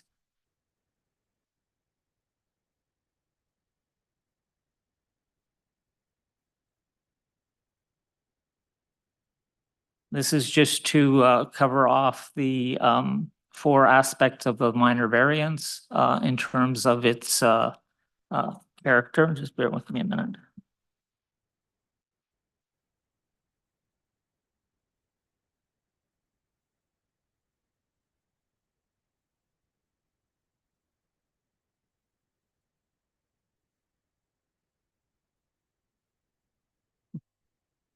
We can also probably move just to the actual variance, so we're familiar with, and we've read your. Yeah, submittal, I'll just run through very quickly the 4 tests. This complies with the zoning bylaw. It meets the general intent of the official plan. It meets with provincial requirements in terms of infill housing. It's a very small minor variance.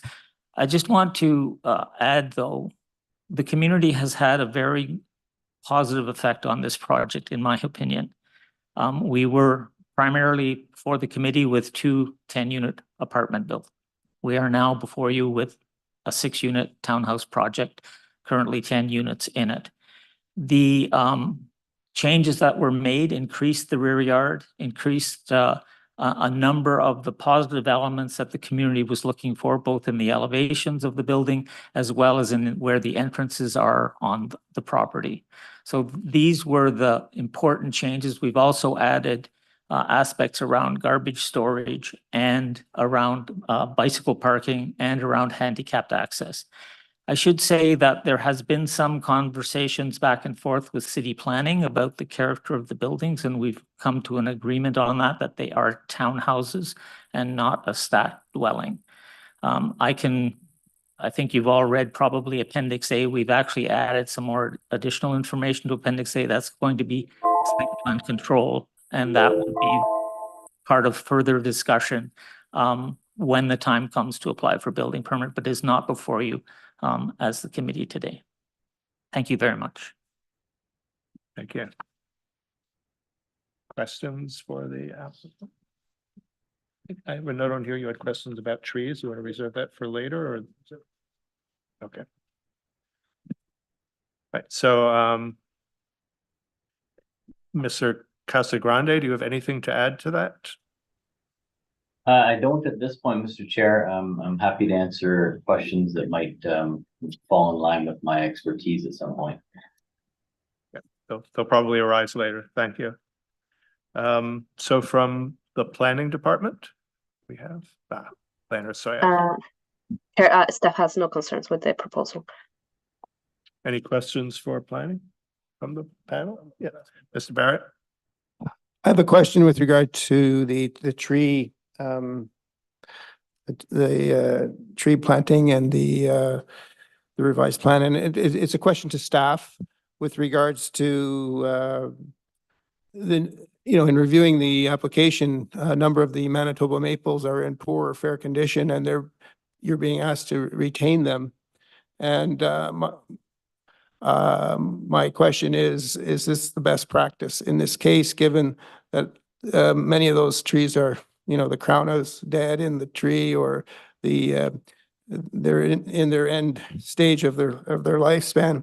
And would it not be better to, in my opinion, clear the trees and put up new trees that are not Manitoba maple? So a question to staff, the forestry, please.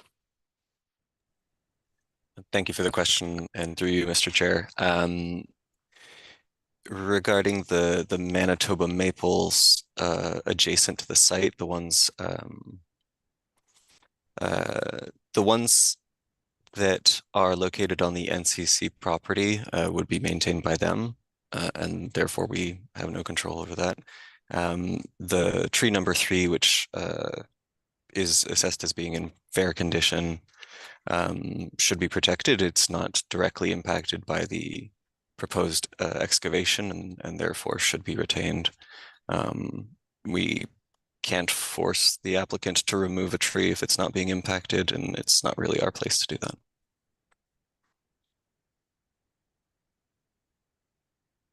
I see. However, is there something in the planting plan that if a tree is damaged, or any of the trees that are damaged due to construction, will it be up to the applicant to replace them? Yes, they are required to follow the recommendations of their TIR, and so they will need to protect the adjacent city trees. We are proposing a condition no, we are not. But for any injury of a city tree, they will be required to provide. They may be required to provide a security for tree 2. If they were to inadvertently damage it to the point where it needs to be removed, then that would be a contravention issue and would have to be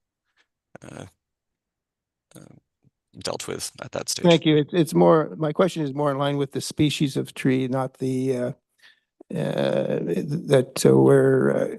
been coming up quite regularly in front of committee with regards to Manitoba maples and retaining them, and most of them are not in good condition. So that'll be all. Thank you. That's me. And do you have any response to that? When we, Mr. Chair, to you, the one large tree at the rear, which is where we've made the adjustments for the parking, is a reasonably healthy and a large tree. And it's not also a Manitoba maple, if I recall correctly. It's a maple tree. So we did have a discussion with the NCC about the character of the trees that are on their property, and we're prepared to talk about replacing them with more native trees because the NCC likes to do that as well. But we were informed, and I can provide the email if necessary, that the process to do that is rather onerous and bureaucratic, as you can imagine. And so the result was that we have the one tree that now is affected by our excavation, and that we will replace. And as noted, there's we will be doing an agreement with the NCC for that tree. Thank you for your response.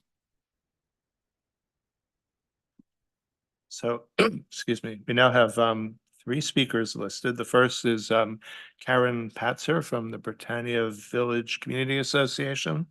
Next would be Bob Reichart, and then Elaine St. Amour, in that order, unless they wish to go in other orders. Sorry, is there a question in the back there?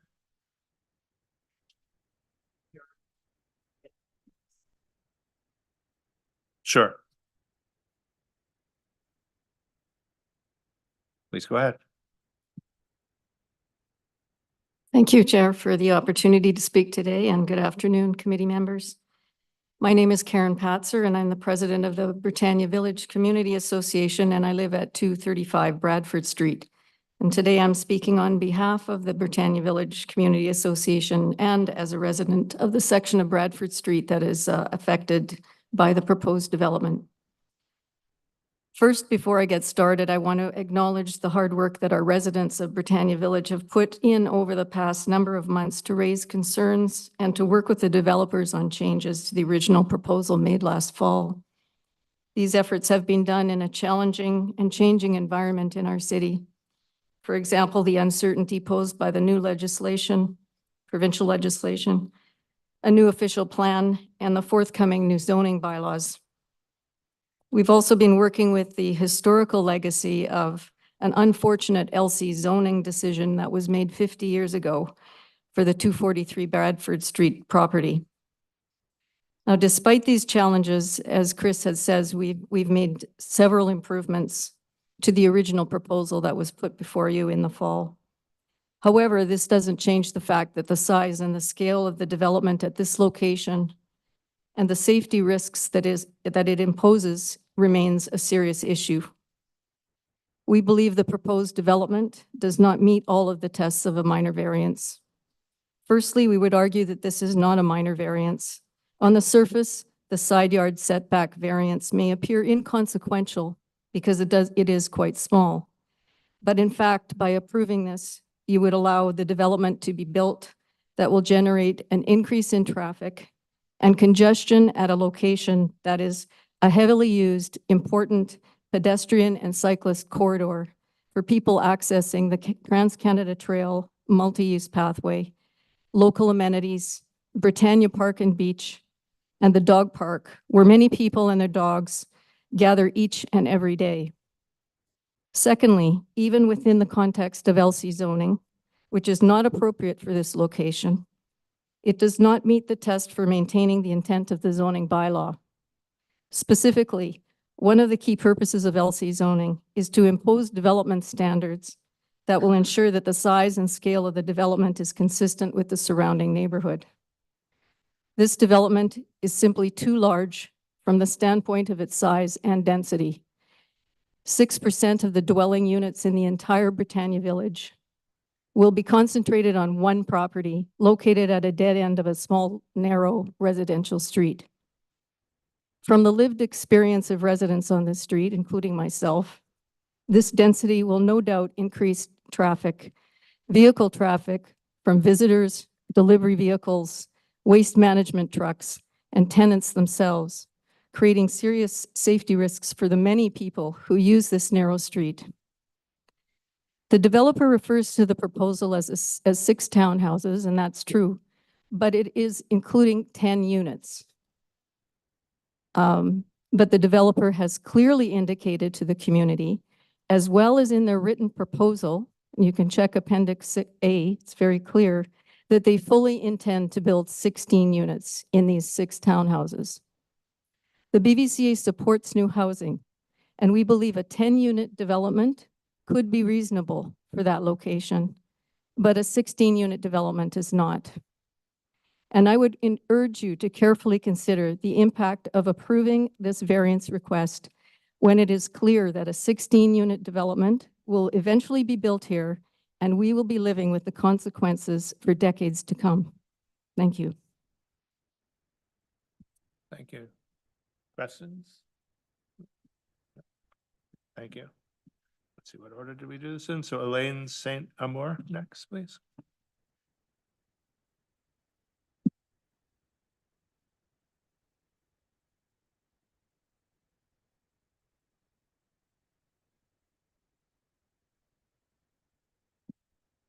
Thank you. I live at 225 Bradford Street. Now, I just want to give you an overview and a little bit of background here. So if you don't mind going to the first slide. Now, this is an overview of the area. Chris gave you an overview before, but I want to point a few other things out. There's an intersection that has a few commercial areas on Britannia, and then the road leads into Britannia Village. Now, there's a bike store and a antique store at the corner behind the property at present. In 1974, that was a grocery store. And the lot extended all the way to Bradford. Now, the entrance was only on Britannia, where the commercial areas are right now. Then the owner decided to sever the property and sold it, the part that's on Bradford, beside the bicycle path. He sold it to a person, a developer who built 6 units there. And those are the 6 units now that are going to be demolished. Next slide, please.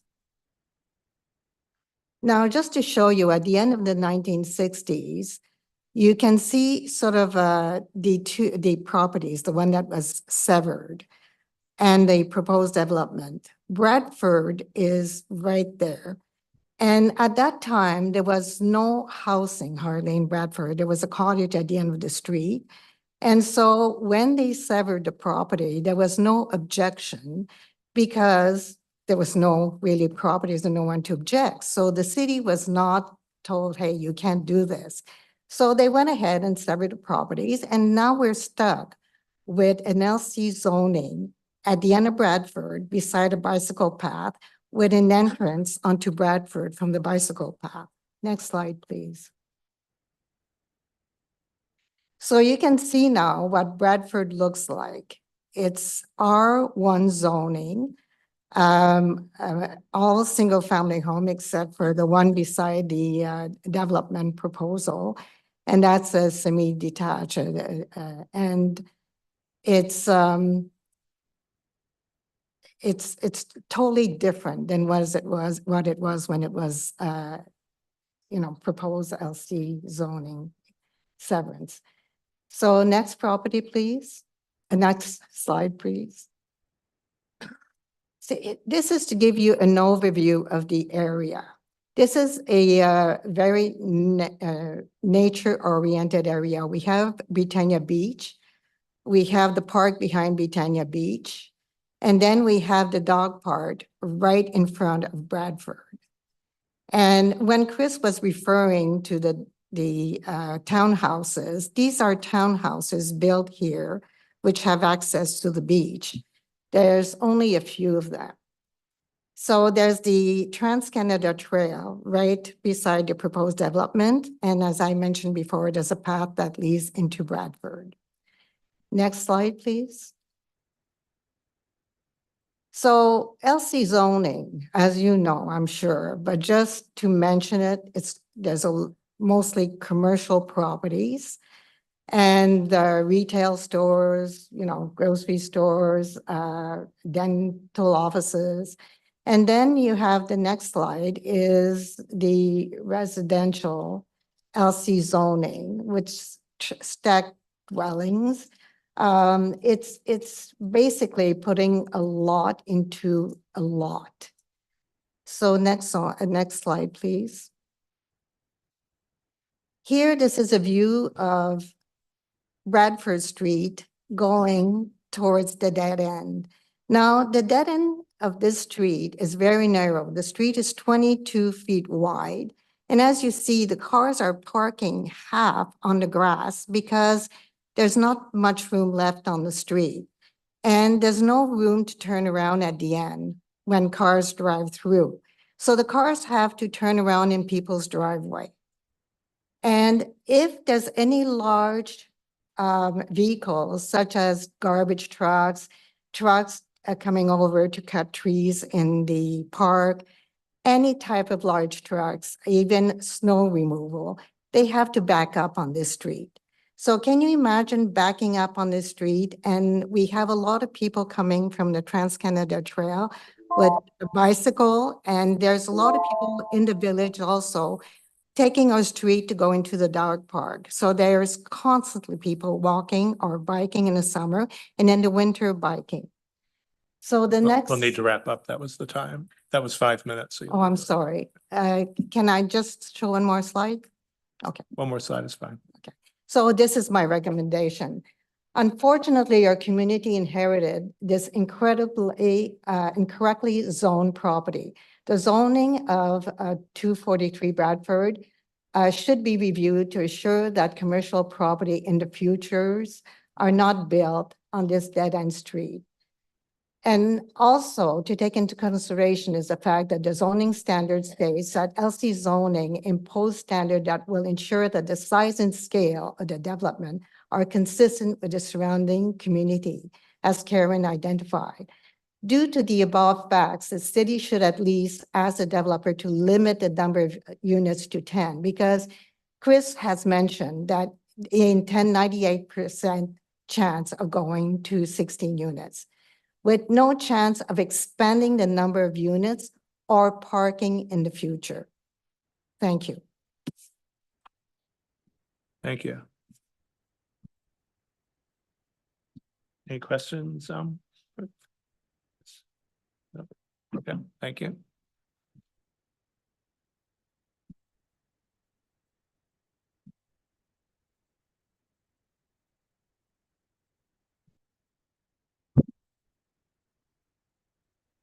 You have slides, or Yes, I have slides. we won't start the timer until the slides. Okay. There you go. I'm Bob Reichert. I'm the chair of the subcommittee on the 243 Bradford Street development, which is part of the community association. And I live at 225 Bradford Street. Next slide, please. The safety issue on our block is due to a highly improbable confluence of several factors. Bradford block is one of the narrowest blocks in Ottawa because Britannia Village was established in 1818, some 8 years before Bytown, the former name of Ottawa. There's no sidewalk. It's a dead-end block with pathways to and from the Trans-Canada Trail. There's no turnabout at the dead end. In the summer, there's a high volume of pedestrians and cyclists due to adjacent Britannia Beach and Park. There's an adjacent off-leash dog park.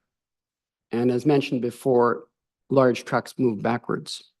So during the last 3 months, Bradford Block residents have made, in the next slide, please, have made a total of 4 safety-related presentations to city planning, city transportation engineering, and Councillor Kavanagh.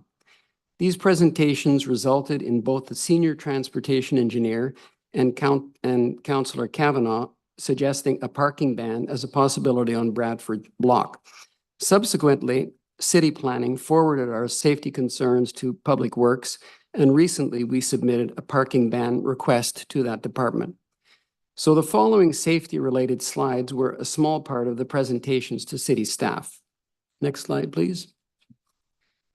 So Bradford Street is a busy collector for walkers and cyclists because people avoid walking on vehicle-congested Britannia Street.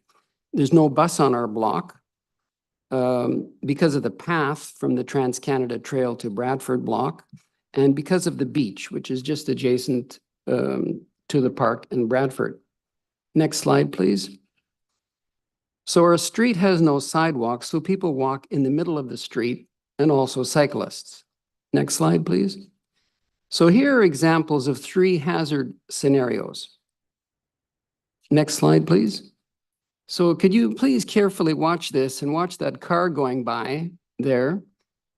That's what happens. There's 2 garbage trucks every Thursday, 52 times a year.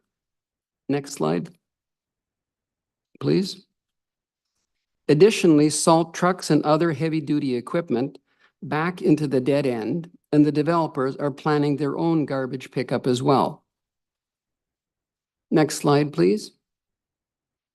So the second scenario is adults or kids bombing off, and they do bomb at high speed off the Trans-Canada Trail on the path right onto Bradford. And here's a kid that's bombing off the trail, and this UPS truck is just ready to back up. Sorry, Chris, this is the old building. I didn't have time to put your new building here. Next slide, please. This safety and liability issue was already a problem in the previous 6-unit complex with vehicles backing out, and it was reported to Teresa Kavanaugh 4 years ago. Next slide, please. The third scenario, hazard scenario, is this off-leash dog park where kids and dogs run wild, and this park spans the whole block. And here's a kid that's chasing a dog, and it's surprising there hasn't been an accident yet. Next slide, please. Because of accident potential, we are very concerned about limiting traffic density on our block. In the future, we would oppose any developer plans that would increase the number of cars on our block. For example, increase parking spaces beyond the 6 tenant and 1 visitor parking that they have proposed. And also opposing underground parking or elevator parking. Next slide, please. So the recommendations, we do not object to a 10-unit complex with a 6 tenant parking spaces and 1 visitor parking space, because this number of tenant parking spaces is the same as for the 6-unit, 6 parking space complex that will be demolished. And you can see it in the picture there. For a period of about 50 years, the traffic issues caused by this complex were manageable, barely, as I hear from our neighbors, on our block in terms of safety. We recognize that with the increase in the number of units from 6 to 10, and with the inclusion of no-car tenants, the number of deliveries, visitors, and garbage pickups will increase. So if the committee, I'm just about done. If this committee approves the proposed variance, we believe that it should be subject to the following conditions: limiting the number of units to 10 in the future, prohibiting any configuration like underground parking or elevator parking that would further increase traffic flow on the Bradford block. And those are my comments. Thank you. Questions? No.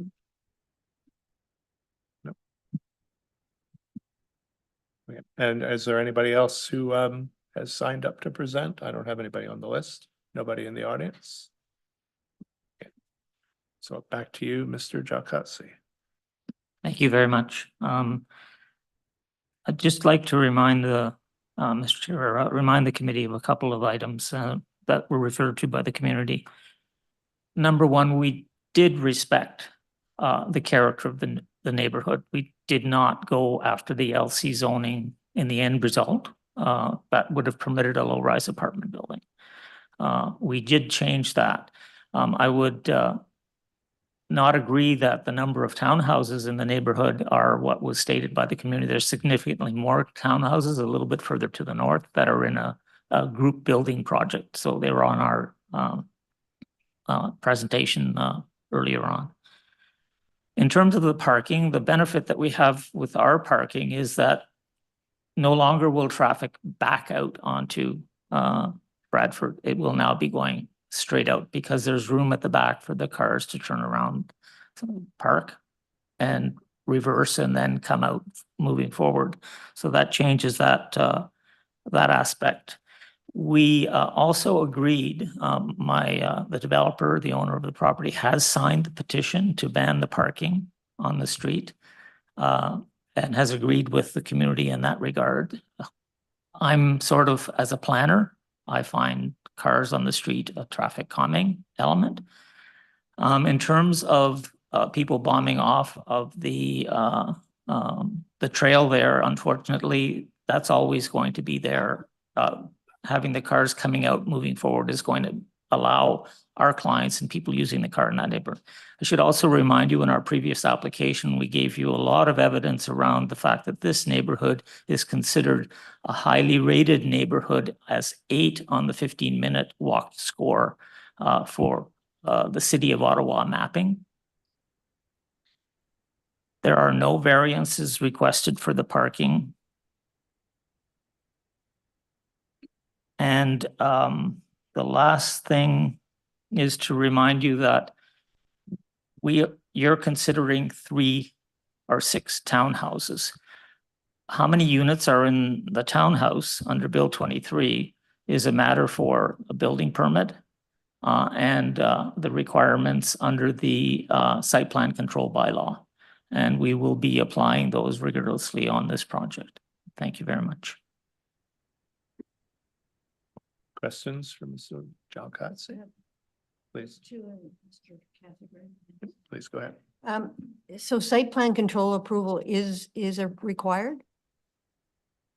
On a 10-unit project, no. On a 16-unit project, we respectfully disagree with planning staff, and that's a matter of discussion. At this point in time, we've provided you with an Appendix A that deals with some of the aspects around site plan, the control bylaw. We have actually added that additional information for that, and we'll be happy to provide. That was put together on Friday. There are 2 aspects around site plan control. Site plan control applies to a parcel or a lot. And if you recall, in the new zoning bylaw, you can, as a committee, permit the development of 6 townhouses on 1 lot, but you must apply the rules as if each townhouse is on an individual lot. And from our perspective, we feel that the site plan control bylaw needs to be applied in the same manner.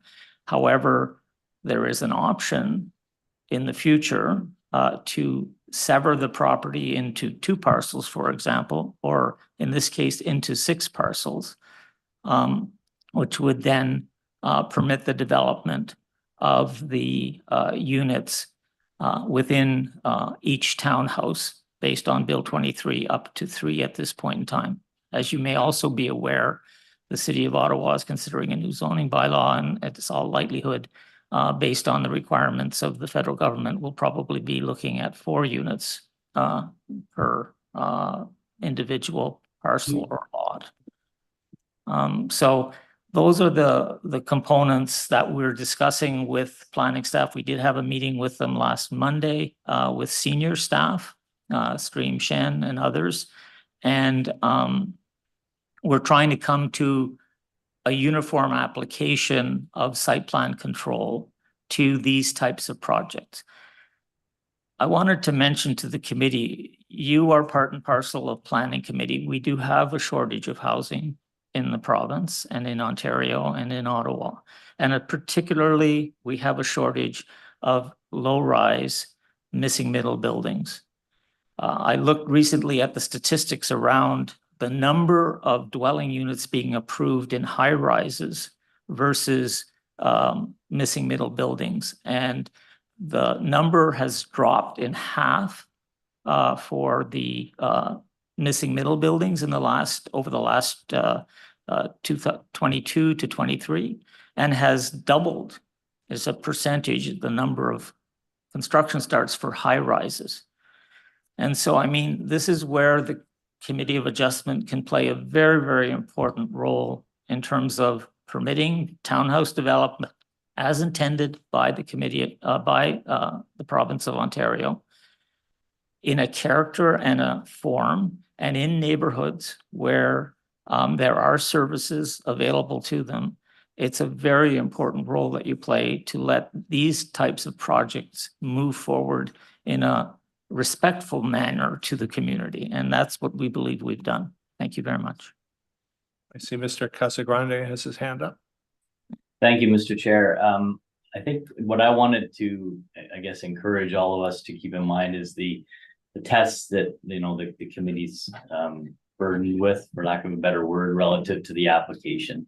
I think Mr. Jalkotsky has a lot of important information there, but at the end of the day, like, site plan is going to be determined by the city. They're going to decide whether they have to go through that process or not. What we have in front of us is effectively one, what I would call very minor side yard variance. And I think we heard a lot of submissions from the community, and I understand the concern with from the community, but I think the concern lies in the fact that they're not happy with the zoning that's in place. But that zoning is as of right on this property. And effectively, all this application is doing is seeking to reduce one area of the side yard variance. The side yard on average, as I understand it, is going to achieve the variance. It's just because of the skewed nature of the lot that there's a particular point. And so this application could be revised to effectively chamfer that corner off, and it would move forward without any variances whatsoever. And so I understand the nature of the concerns with the zoning, but at the end of the day, when you look at the Planning Act tests, I don't think there's any evidence that can be brought forward that the variance in particular is creating undue impact. So relative to the considerations of minor, I can't see how that's not going to be achieved with the variance. And then considerations in the zoning bylaw that were mentioned, I think it's important to also point out that the purpose, the section that was mentioned relative to the purpose is talking about, the purpose is talking about establishing provisions that protect for the particular concern over compatibility. And this application is meeting all the provisions except, save and except that one corner or that one side yard setback variance. And so I think at the end of the day, the evidence should be clear that it meets the 4 tests under the Planning Act.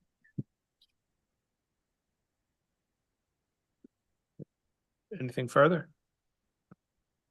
I feel I should ask. So there are no plans for increasing the parking lot, expanding the parking lot in the rear, because that was a concern that was brought up. Yes, Mr. Chair, there are no plans to expand the parking lot anywhere at all at any time. I guess I should also point out, because it was brought up in one of the presentations, that the Committee of Adjustment can't constrain future development. So if there was a different proposal, it would go through the regular application procedures at the city. And we can't say no to more than 10 units, for example. That's a zoning issue. Anything else that anyone wishes to? So we are going to reserve this, I assume. Right, so the decision will be, of course, reserved, and you will have the written decision within 10 days. Same for the members of the public. I assume each of you have signed up to get a copy of the notice. I mean, the decision. Thank you, thank panel you, and and chair. thank you to everybody who has presented today. Thank you. Thank you, panel and chair.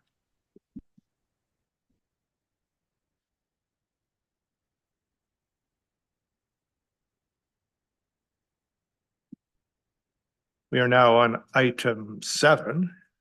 It's 3 o'clock. This is 1435 and 1455 Morisset Avenue. This one sounds, so who is here for Morisset? Tim Bede? There you are. Hello, Mr. Chair. Hello. So I think we don't need anything on this one from you, except we understand that we have to amend the technical description. And it's actually the retained parcel is shown as part 7, whereas the public notice identified the retained parcel as part 8, but it's actually part 7, correct? That's correct, Mr. Chair. And we can note that amendment to this, and then unless you have something to say, I think that we are prepared to vote. Yes? Anything? No, thank you, Mr. Okay, Chair. so all in favor of approving this application as amended? Yep. Okay, so it is passed. Thank you. Thank you, Chair and Committee.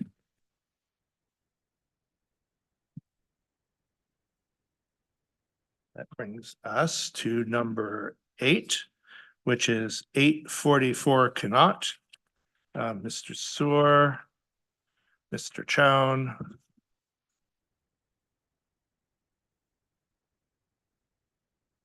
So 844 Connaught is a minor variance application, which we will allow you to describe.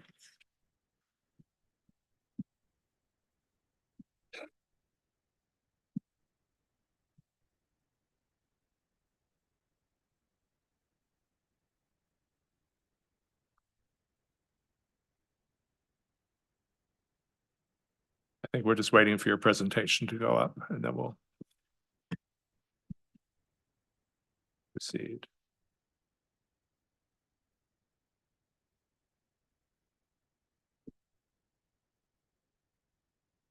There you go. All right, afternoon, again, Mr. Chair and members of the committee. So I'm Arjun Sewer, and I'll be presenting the minor variance application for 844 Connaught. So just for the sake of time, if we could skip to slide 4. So I'm just going to jump to discussing the proposed development. So the proposed development is to construct a 2-story semi-detached dwelling. Each half of the semi-detached dwelling will provide 2 additional dwelling units. A front yard parking space will be provided in front of each dwelling as permitted by exception 1564. And the existing detached dwelling and detached garage will be demolished. Next slide, please. Actually, this is the right slide. So I want to talk a little bit about the official plan. So policy 1 of section 5.2.4 of the official plan supports accommodating residential growth within walking distance of hubs and corridors through a low-rise built form. So the subject site is located less than 200 meters walking distance of Carling Avenue, which is identified as a Main Street corridor. The proposed development allows for residential growth to be accommodated within close proximity of a Main Street corridor. Policy 2 of section 4.2.1 supports low-rise multi-unit housing forms, including those with 3 or more units per lot. So the proposed development of a semi-detached dwelling with 2 additional dwelling units in each half of the building results in a total of 6 dwelling units on the property. And the development contributes additional density through infill development of the existing lot and supports the growth management framework in the official plan. So next slide, please. So the subject site is also part of the evolving neighborhood overlay in the official plan. So this overlay applies to lands that are within 150 meters of hubs and Main Street corridors or within 400 meters radius of a rapid transit station. So the evolving neighborhood overlay as identified in the OP is areas that will see a gradual evolution over time that will see a change in character to support intensification. So Carling Avenue, which again is a Main Street corridor, and a future LRT station are located within close proximity to the subject site. The policies for the evolving overlay clearly state that the city will be supportive of applications for low-rise intensification that seek to move beyond development standards of the underlying zone. The proposed development aligns with this policy direction for the evolving neighborhood overlay. So next slide, please. So now I'm going to quickly outline the requested relief. So variance A is to permit a reduced lot width of 6.8 meters for unit A, whereas 7.5 meters is required. Variance B is to permit a reduced lot area of 206.7 square meters for Unit A, whereas 225 square meters is required. Variance C is to permit a reduced corner side yard setback of 3.2 meters for Unit B, whereas 4.5 meters is required.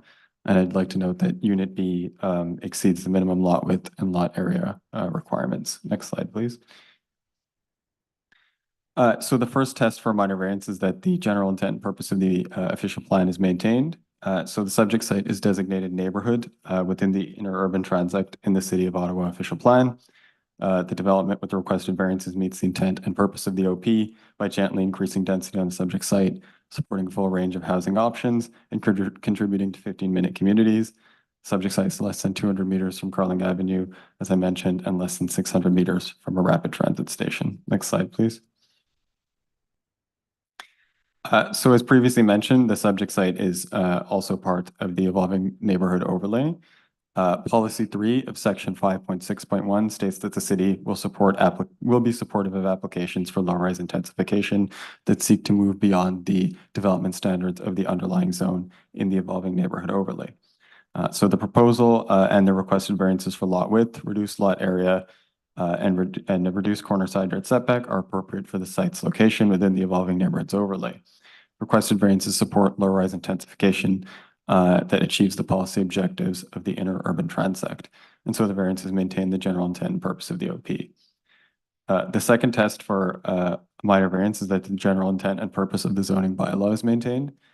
So the subject site is zoned R2G exception 1564. The proposed development meets the performance standards for front yard setback, rear yard setback, interior side yard setback, and building height.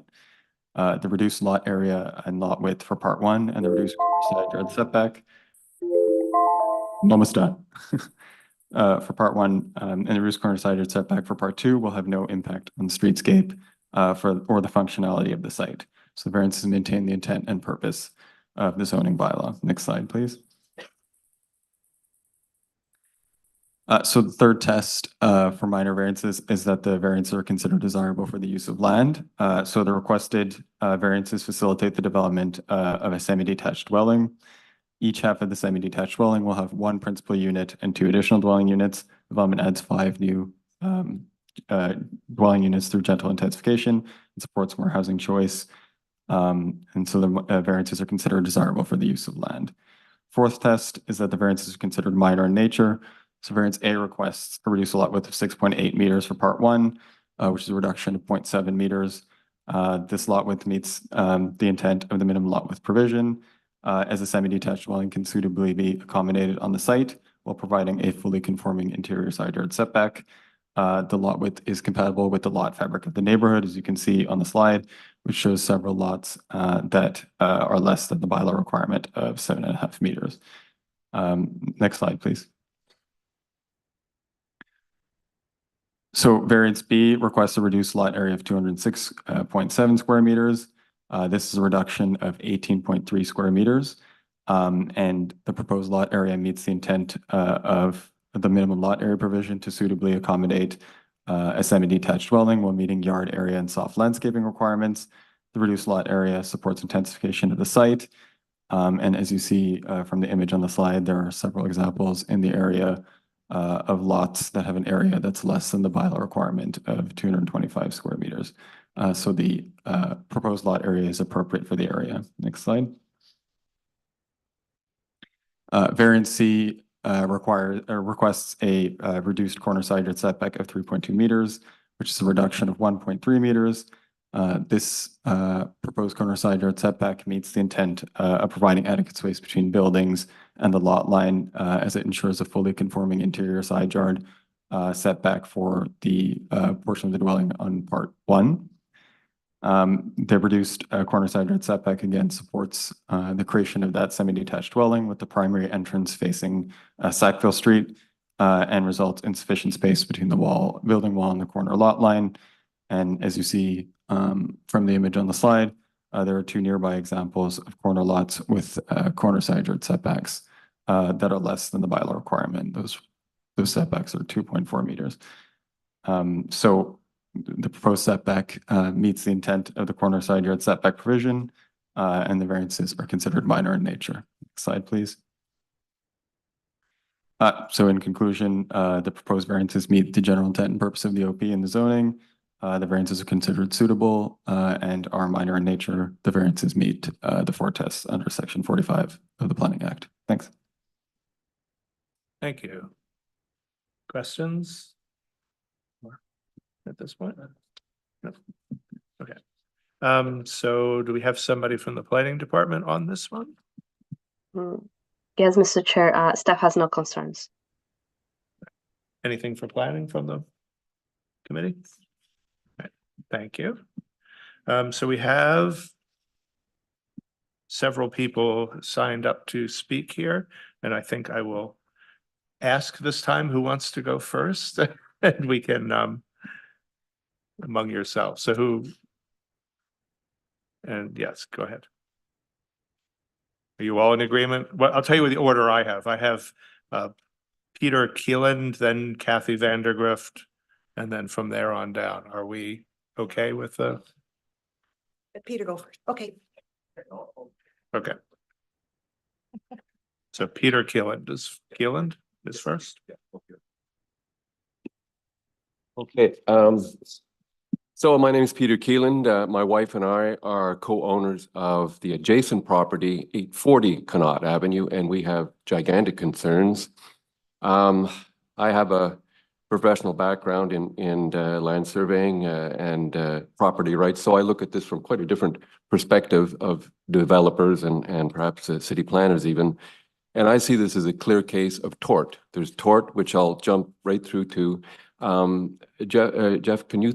Okay, yeah, if you could throw up, this is very visual, like I could go, I don't want to go on for more than 5 minutes. The pictures will tell you the story immediately that our privacy is being utterly destroyed. Not the sort of subtle things you've seen with little hedges and that. This is pretty wild. I'll wait for that to come up. I might have to excuse, I just put up just a PDF document, so I don't have proper PowerPoint. But if you, Jeff, if you could just sort of slowly scroll through there. Those are my credentials in a sense, background. Keep scrolling. This just gives you an overview so you can visually see the environment we're dealing with down at ground level. That's the character of Queensway Terrace North. Jump to the next slide, please. Okay, if you could stop there. What you see at the top is just a shot into our backyard. And the caption I put on there is that this is our property's main selling feature. It is literally why we bought it. We'd looked at if not 100, at least 50 places. We actually wanted a bungalow. But when we saw the privacy of this backyard, looking on the lower there towards our barbecue, I will say this outstanding privacy was the deciding factor when we bought this property. If you could just go to the next page. Okay, so the caption there is this, what you're seeing here is how these two properties have coexisted for 50 years. A single family little cottage are right beside ours, and that establishes a property right, a little bit like prescription on when you're moving fences. And common law favors that. And violations are called torts. It's wrong. Now, the key here is I've taken applicants' latest drawings, and I'd like to point out here that 2 years ago, the same developer on the same property submitted a proposal to put in a semi-detached 4-dwelling unit. And the first thing I did was knock on the door and offer to come here and support him. I've been through this in other locations, and developers really love it when the next door neighbor comes by and says, yes, I'll support you. We don't want it, obviously, but it could be worse. I've documented this in a fulsome way in the appendices, and I hope before in your deliberations, you'll take a look at the story behind how this came to be, that now he's back. And what you see here, I forgive my little cartoon, but I just took a clip out of the proposed dwelling of the new style, the 6-unit one, and the little red man up there is one of these 6 people who are going to be going up and down that tenement style staircase, staring into our previously private little haven. So it's just crazy. My next, just stick there for a second, but I'll show you what we had before, which I was willing to accept. And ultimately, I hope this committee is going to see that privacy is a tort. This level of outrageous deprivation of our property by this new development, well, it has to be opposed. So we do not consent to this radical damage being inflicted on our property. If we were to sell and move, which was our first response when I saw this, and we're not going to stay here, we bought for privacy. Just imagine us, the resale value of our prices of our home is now descended because of this defect that will be imposed upon it. So if you go to the next page, you can see the two back views. 2 years ago, when I was ready to support the same developer, same location, and now on the lower side, you see that that's what was looked at. There's just one little staircase going up. That would be at lower behind our cedar fence. You saw our cedar fence, so there was inherent privacy there. And there was on the upside there, you see this for the 6 dwelling units. You got these back door fire escape things that bring these people right up so they can look into our property. That's got to be fixed. It's a tort that I think I'll jump. I'm not here just to complain. I'm here to give the committee a way forward to approve something that does. It still densifies. You go from single to 4 dwelling unit. We can work with that. So if that's 5 minutes, I could go on for an hour. I really hope that the appendices are going to be studied carefully in coming to a conclusion. But I'll just summarize this. There's a little red 1 paragraph here. Our proposed solution. This committee, I'll just read it. This committee has the power, if you're looking, you do have the power to resolve this looming conflict. We'll go to court for this. That's what Superior Court's for. And I've been there and we can do this. I don't want to go there. Simply reject this tortious. There's a tort. We're the tort victim. They're the tort feeser in this thing. Reject the tortious 6-unit proposal and approve in advance the applicant's much less damaging 2002 proposal. All the drawings are ready to go. We can approve that, and it's less damaging, but you saw that little red man waving at me. My wife and I were going ballistic. That's theft. That's theft of the value of our property. So that's my position. It's pretty clear. I'm sure the other presenters here have other very valid objections to this thing. Queensway Terrace North is, it's got to be protected. So there's my 5 minutes. I wish I had more. Thank you. Thank you. I'm sure some of the other presenters will make similar points. Okay. Questions about this? I'm just wondering, actually, for Mr. Chon and Mr. Sewer, one of the main issues that raised there seems to be the overlook from the balcony stair combination there. Can privacy screens solve that and be provided? I would hope they will, and we will certainly make that recommendation to our client. To put a privacy screen up to the top of the 3rd floor to somehow calm our problem? Well, you can talk about it. I really want to point out that I reached out. First thing, we decided to accept it. I tried to reach out to this developer 3 times, and it's well documented here. I don't think this developer is going to bend. He'd have to do a lot of bending here. I'd like him to move to his former position. All those drawings are there, and you can see them. I've in the appendix. Unfortunately, we can only consider the one in front of us. We can't approve a different one. You can also reject it. Yeah. That's what we need. Yes, we can approve or not approve. The next, I guess, would be Kathy Vander Birgit Masek. Thank you. Yeah, I'm learning to let people sort themselves out in their order. It's all fixed. So you have to forgive me. This is my first time here. This is only my second time chairing, so we're okay. My name is Birgit Masek. I live at 845 Connaught. I look right at the property in question.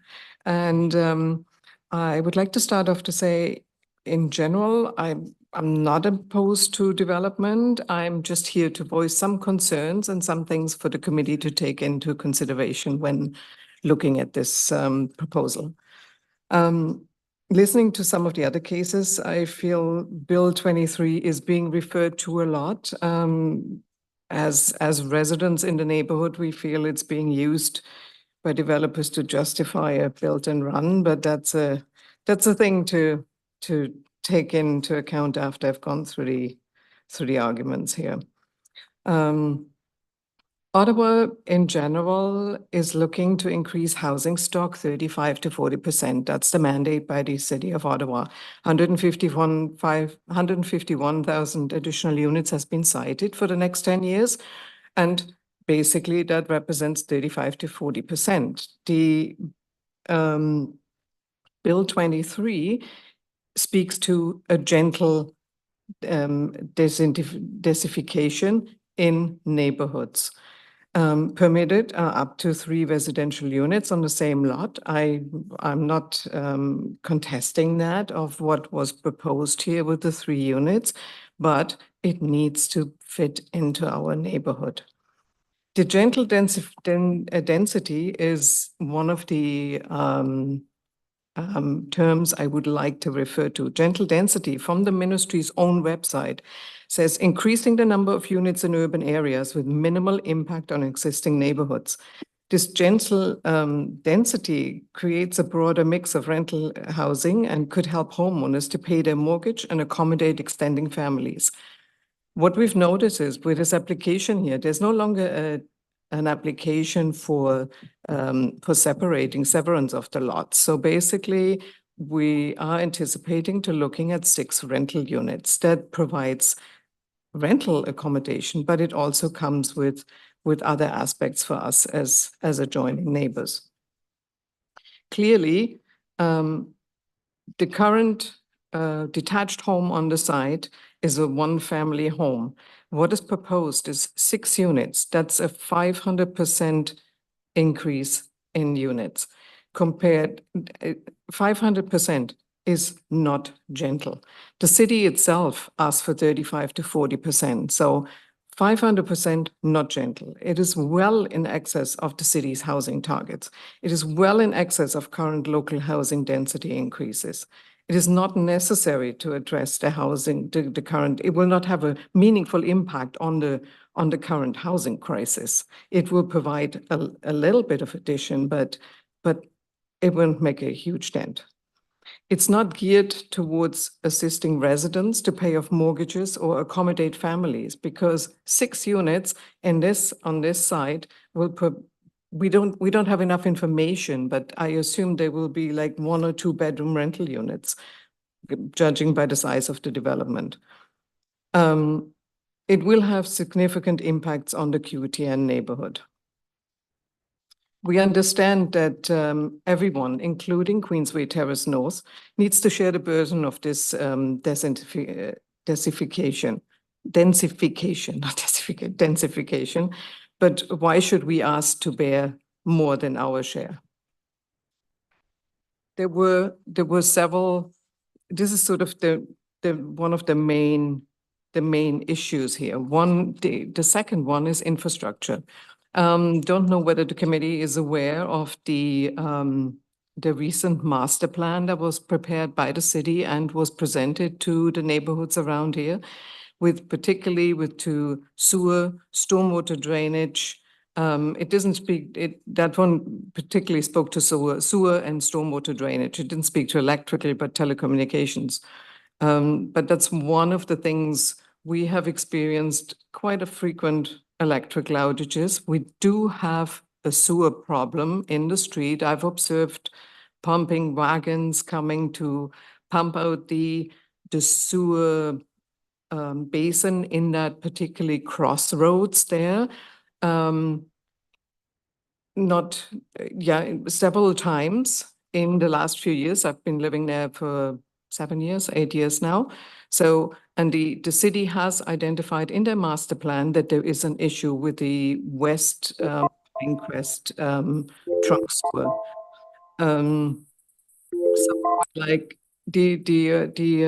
already there's a sewer capacity problem possible. So that was 5 minutes, so if you can wrap Can up. I just Yeah, The I'll other give you a points are little in my report, but I won't go, I just go quickly through That's them. good. Thank So that is in my report. If you could pay attention to that. So we've received everybody who sent anything and we already have that. The So variances in itself are minor, although I don't take nearly 30% of a site setback as minor, but as an impact together, they have a massive impact on our neighborhood, from noises. For example, the city and the Ontario government have been pushing heat pumps. Does that mean with 6 units, we're going to have 6 heat pump compressors, AC units outside? The noise on the neighborhood will be incredible, and it will take away from the peacefulness. It's something to consider it. Maybe 6 emergency generators, which are being established. Rain Valley, Ottawa, it's in total contradiction to this. The soak away, there will hardly be any green space left after they finish with 2 additional driveways, probably parking in the backyard that hasn't been established, but the footprint in general. We're happy. The on-street, if you could put up that one slide with the photos here, which I put in for visual impact on what's happening it's page 5, I believe, of my report. We can look at that No, quickly. it's page 6. Just one impact. What we've been left with when intensification has been taking place. And we are not objecting to intensification. There have been semi-detached, with SDUs as additional units as they're called now. But this is the impact, what we were left with. There were other issues like visual privacy. The most visual impact is that staircase on the side. If this committee allows this development to go ahead, that will set a precedent in the neighborhood and will allow more intensification, will have more impact on the sewer, will have more impact on the parking, will have more impact on the drainaways, but that's all in my report as well. So the conclusion is, please do not grant it in that form. Yes, go ahead and we can work on something, but please not in this form. Did you manage to pull up these pictures? Is it in your report? Because It's in my report. We have streets left absolutely desolate and with just nothing but parking. Okay, thank you. Any questions? No. Okay, thank you. So I'll tell you who I have next on here. Thank Kathy you. Vandergrit, Thanks a lot. Susan Blakeney, Heather Roy, Brian Karkner, which of? Suggest that the immediate neighbors speak first and then I'll speak on behalf. Okay, so who is next? We have other immediate neighbors. Okay. Hello, I'm Chair and Mr. Chair and Committee. So we'll need name and. Yes, I'm Heather Roy. My address is 851 Connaught Avenue. I'm kitty corner across the street from the proposed development. My second time here, many decades ago, I was the one who got the zoning change to R2G or whatever it was. I regret that now. I completely agree with the first 2 presenters. They share my significant concerns. I bought the property in 1978. For the first 35 years, I had no issues with flooding in my basement. Following that time frame, up and down Connaught Avenue, they've turned 100 by 100 foot properties into 4 doors, 2,200 square feet each, i.e. 8,800 square feet, sitting on 10,000 square feet. Where does the water go? The proposed development is at a significantly higher elevation than my own home, as well as that of my neighbor Brian. I have a sump pump now since 2013. Stormwater issues. In a heavy rain, my pump runs every 10 to 15 minutes, literally. I've had pools of water in my front yard. This proposed development takes up too much space on a 50 by 100 foot lot. The water has to go somewhere. It's going to go into Brian's basement and into my own. That's my major concern. The other concern is the number of units, obviously, a minimum of 6 more cars, increased danger, increased traffic. where they're gonna put the snow. They're gonna put it on the on the city property beside me. It's gonna melt and go into my basement. Main concern, too large a development on too small a property, water issues. That's it. Thanks. Questions?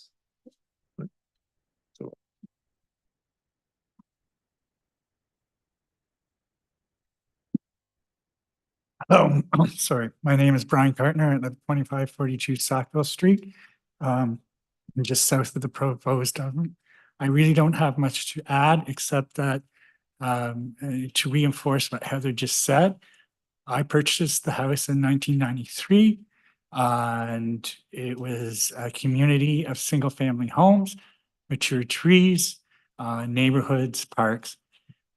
Now these houses are being sold and they're putting up duplexes, or detached homes. With the most I've seen is 4, but now we're talking 6 units.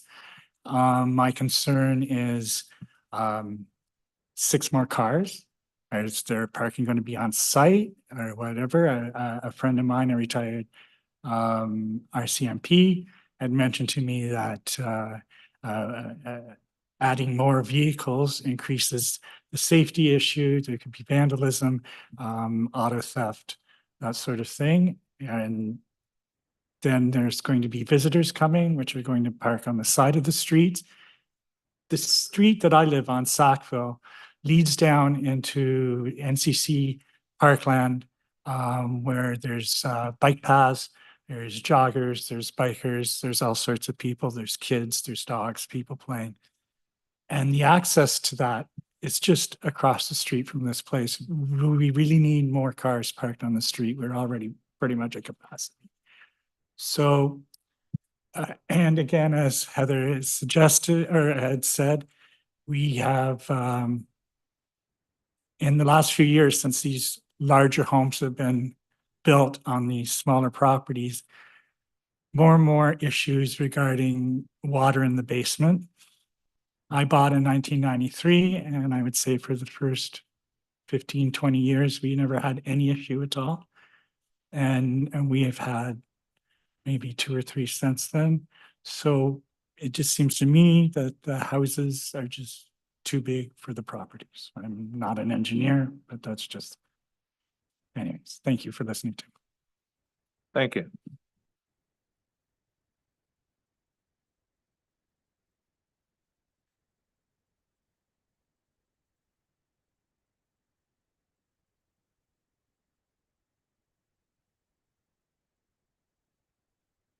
Okay. Is there a presentation or? No.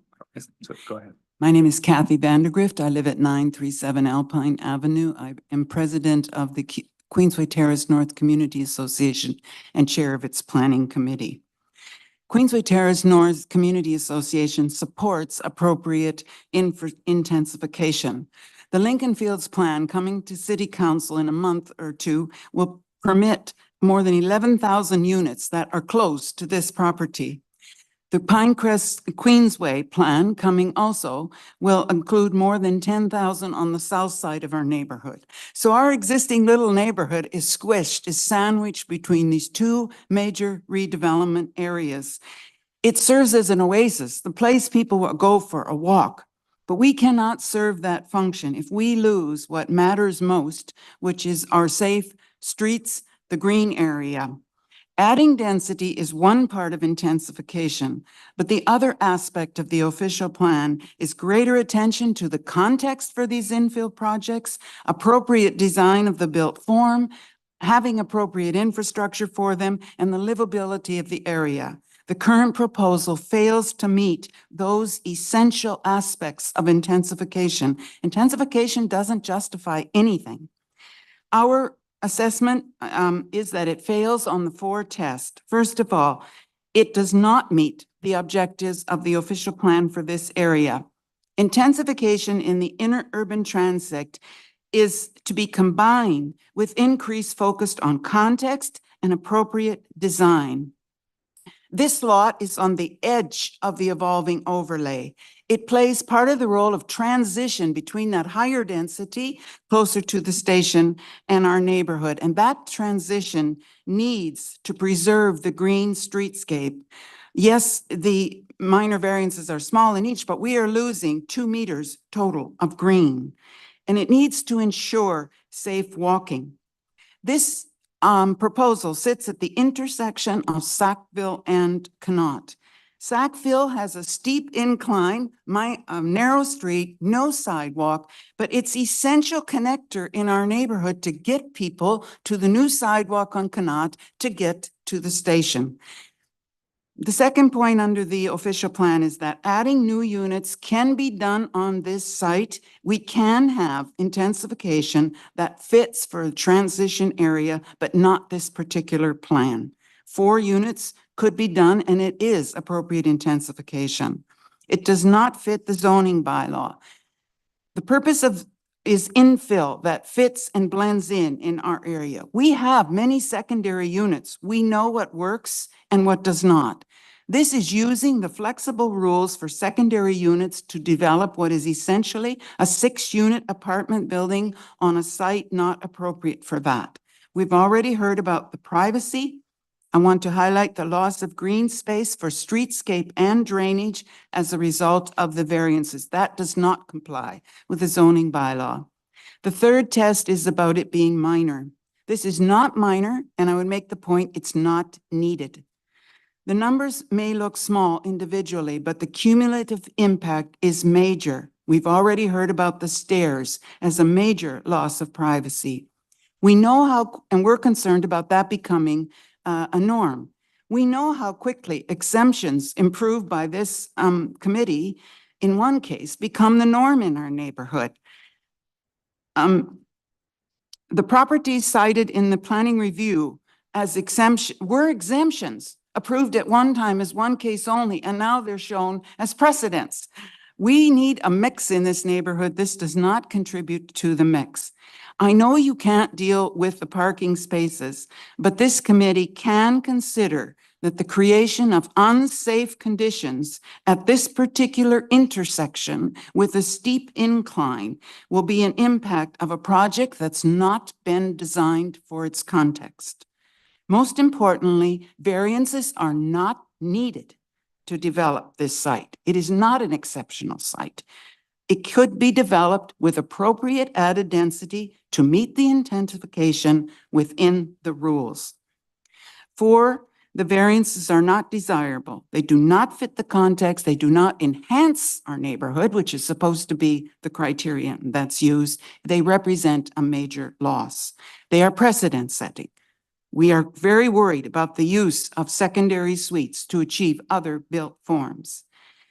Doing intensification well, better than it was done in the past, is an essential part of the official plan.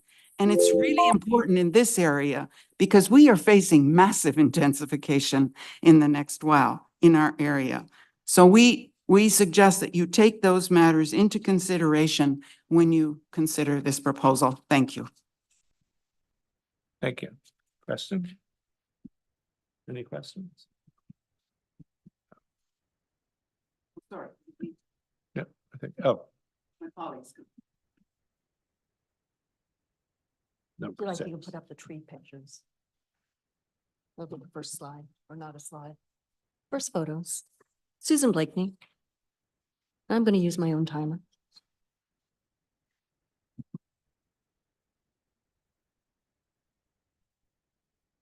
So I have concerns and I have questions. What guarantee does the community have that the necessary steps will be taken to ensure the tree protection zone will be maintained throughout the entirety of the build and that soft landscaping will not be overtaken by parking? To illustrate, I provided a couple of photos of trees surrounded by salt-laden snow and a dumpster at a development that's a couple streets over. So the city has been notified multiple times of the tree root infractions, but once again, the community is responsible to manage the elements of the build not worthy of a developer's attention or concern. These pictures also highlight the snow storage area when multiple dwellings are crowded on a lot. In addition, the documents do not state how many bedrooms there will be in total per semi or per additional unit. Are 2 additional units with 1 bedroom each really better for housing crisis?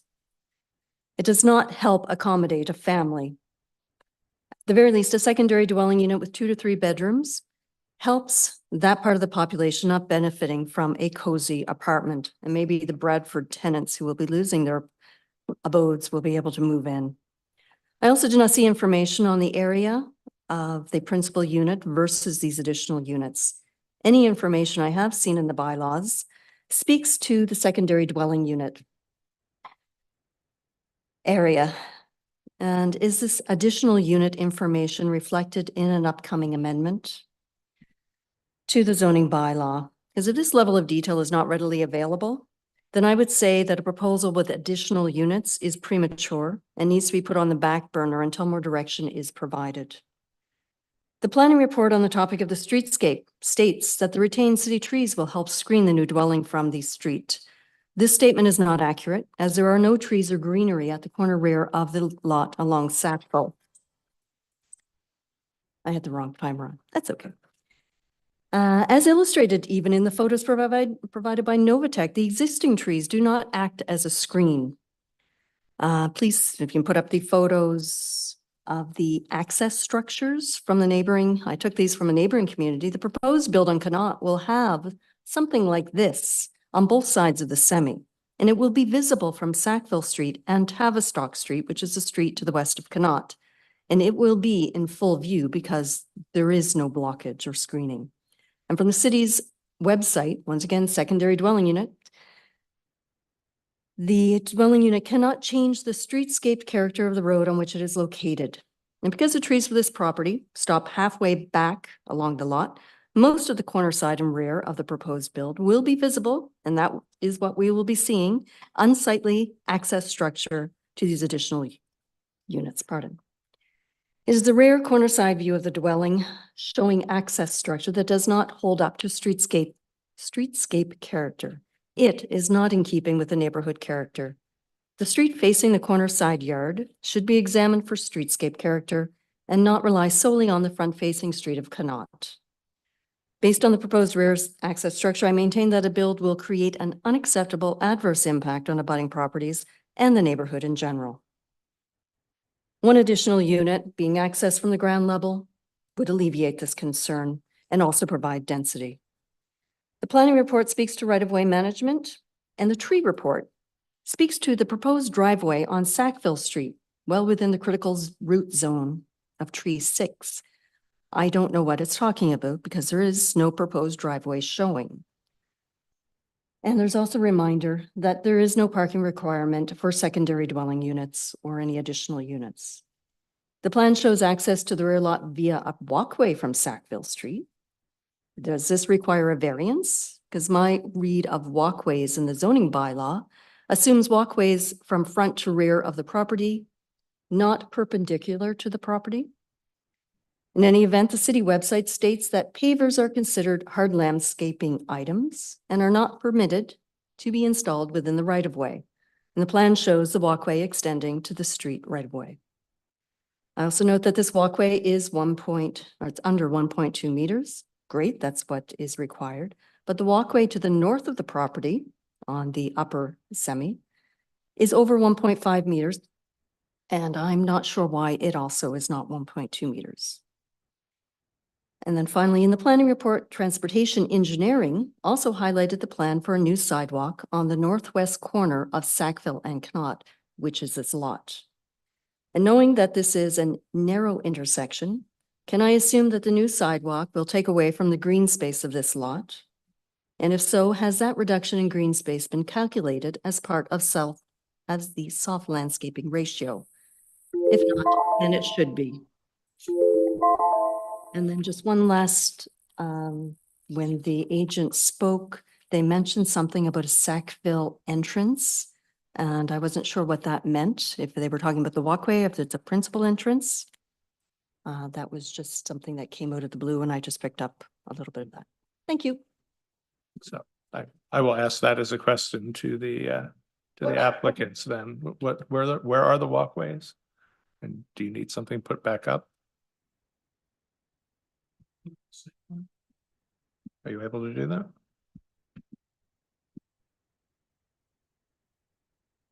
While we're waiting for that, are there any other questions from the panel?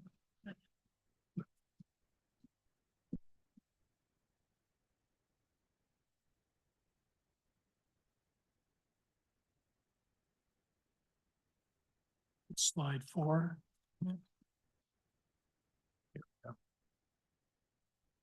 So the entrance on Sackville, you can see, I guess it's easier if you just kind of look at the black arrows there, the black triangles. So there's an entrance from Connaught for part 1. There's another entrance, there's an entrance for part 2 from Connaught, and then there's the entrance to the principal dwelling from Sackville Street, which you can see sort of in the bottom left-hand corner of the image there.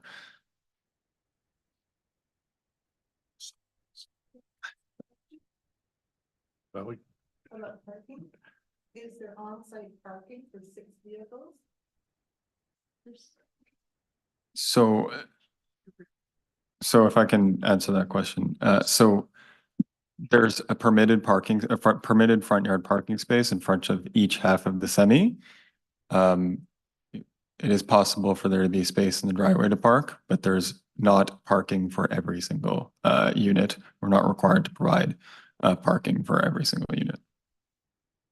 so the official provided number of parking spaces is 2 then, is that Yeah. what I'm understanding? Okay, thank you. Right, no more questions from the audience. Is there anything else from, no? Okay, so then we'll go back to the applicants and thank the presenters. Thank you again, Mr. Chairman. I have 5 applications on this afternoon, so I'm having paper everywhere. Let me start just quickly talking about a couple of things. The last speaker asked a question about the impact of the new sidewalk on Connaught in terms of the calculation of soft landscaping. The calculation of required soft landscaping is based on the lot and not on the road allowance. So the calculation of soft landscaping won't change with or without the sidewalk, as the sidewalk will be wholly located within the city's road allowance. You heard concerns raised by both Ms. Roy and Mr. Karkner with respect to flooding. I just want to make sure that the committee understands that in terms of surface drainage from this property, it would actually have to get across the street, whether it's across Connaught or across Sackville, in order for that surface water ever to reach their properties. And there should be 2 intervening ditches or drainage systems on either side of both roads to prevent that from happening. We spoke briefly about privacy in the stairs earlier. I want to be sure that the committee understands firstly that the stairs are fully conforming to the zoning bylaw. We're not seeking any relief today with respect to the stairs. So they are permitted as of right.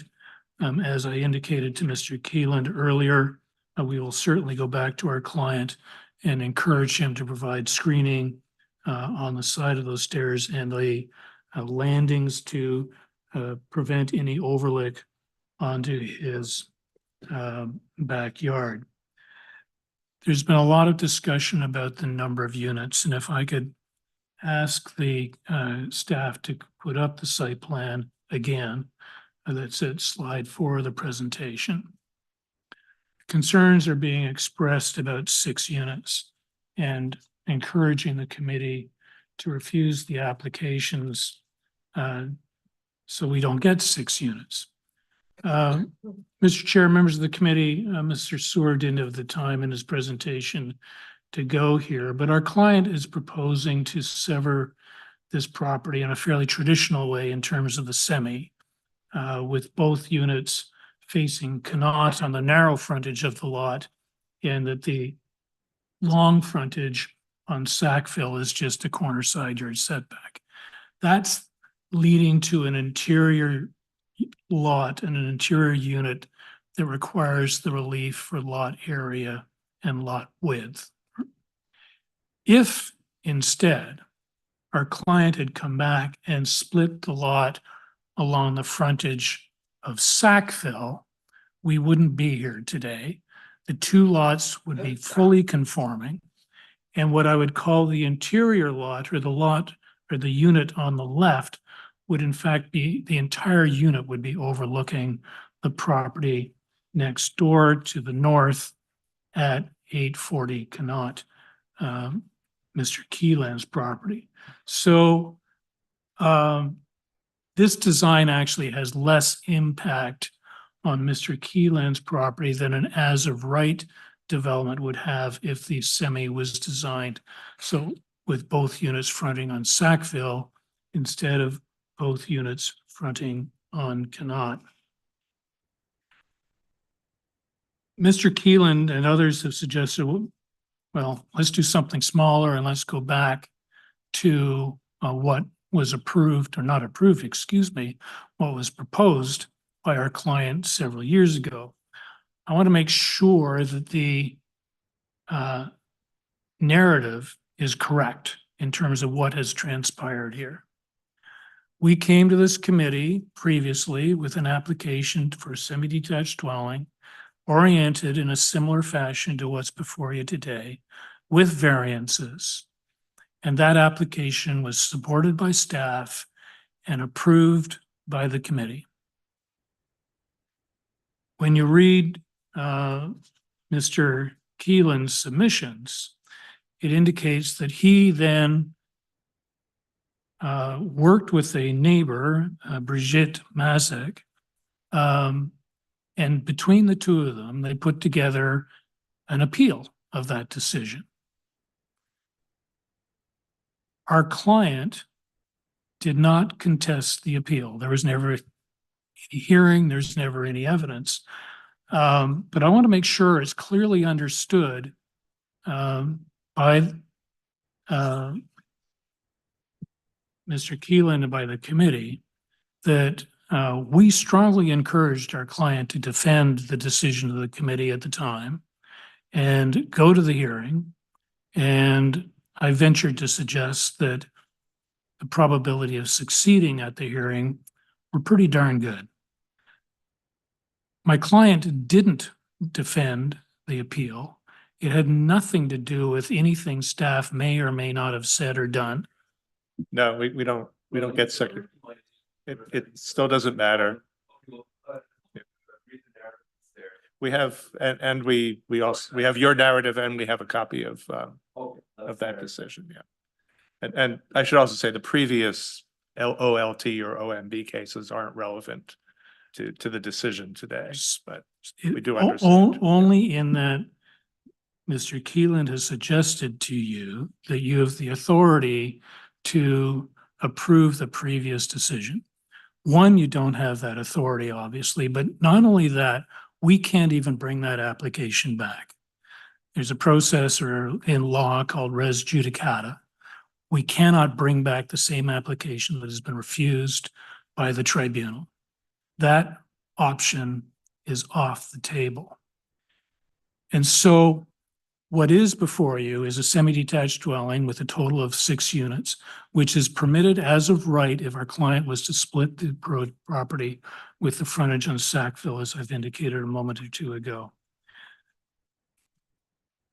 Mr. Chair, member of the committees, as I did earlier this afternoon, I commend to you the submissions of Mr. Sewer. I commend to you the position taken by the city planning staff. I'll reiterate that when they state they have no concerns, that means that they've evaluated these applications against the 4 tests under the Act, and they have come to the conclusion that the applications meet the tests under the Act. I would encourage the committee to approve the applications as presented. Thank you very much.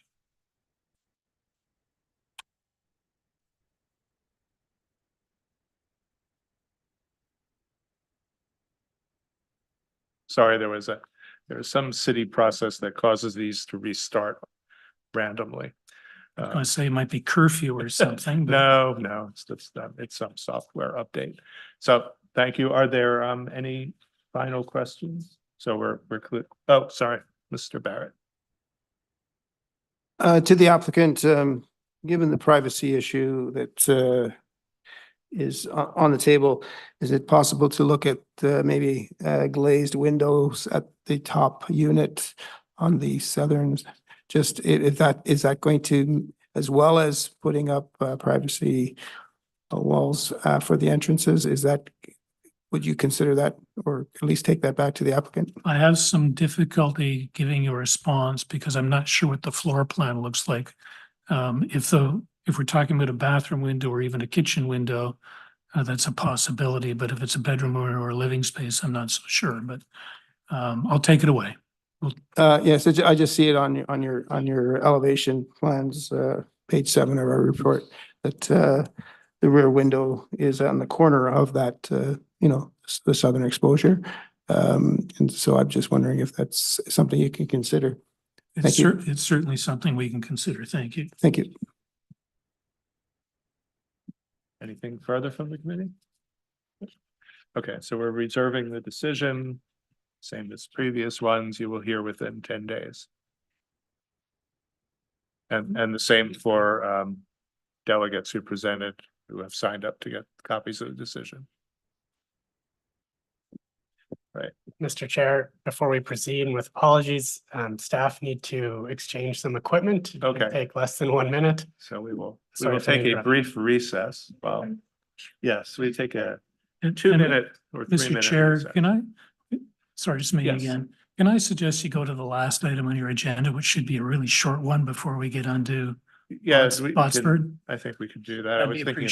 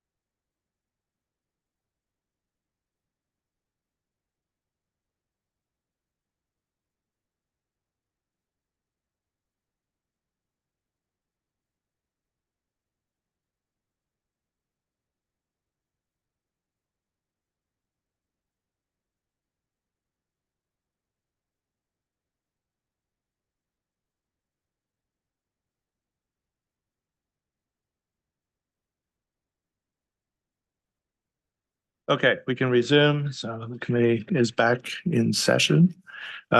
We are flipping the last two items. So we're going to deal with item 10, 9 Tower Road, first. And that is you. I had a note that there was a disagreement with conditions, but you now agree with the conditions, if you can address that. Yes, there's been a change to or removal of condition 8 and it's been revised. Okay, so now you agree with all the conditions. Okay, so just go ahead with a brief presentation, please. Sure. You could bring up the slides, please.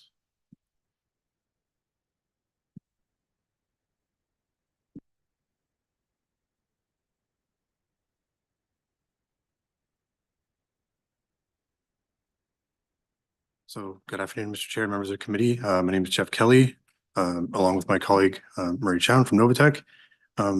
On behalf of the owner to present an application for consented minor variance at 9 Tower Road.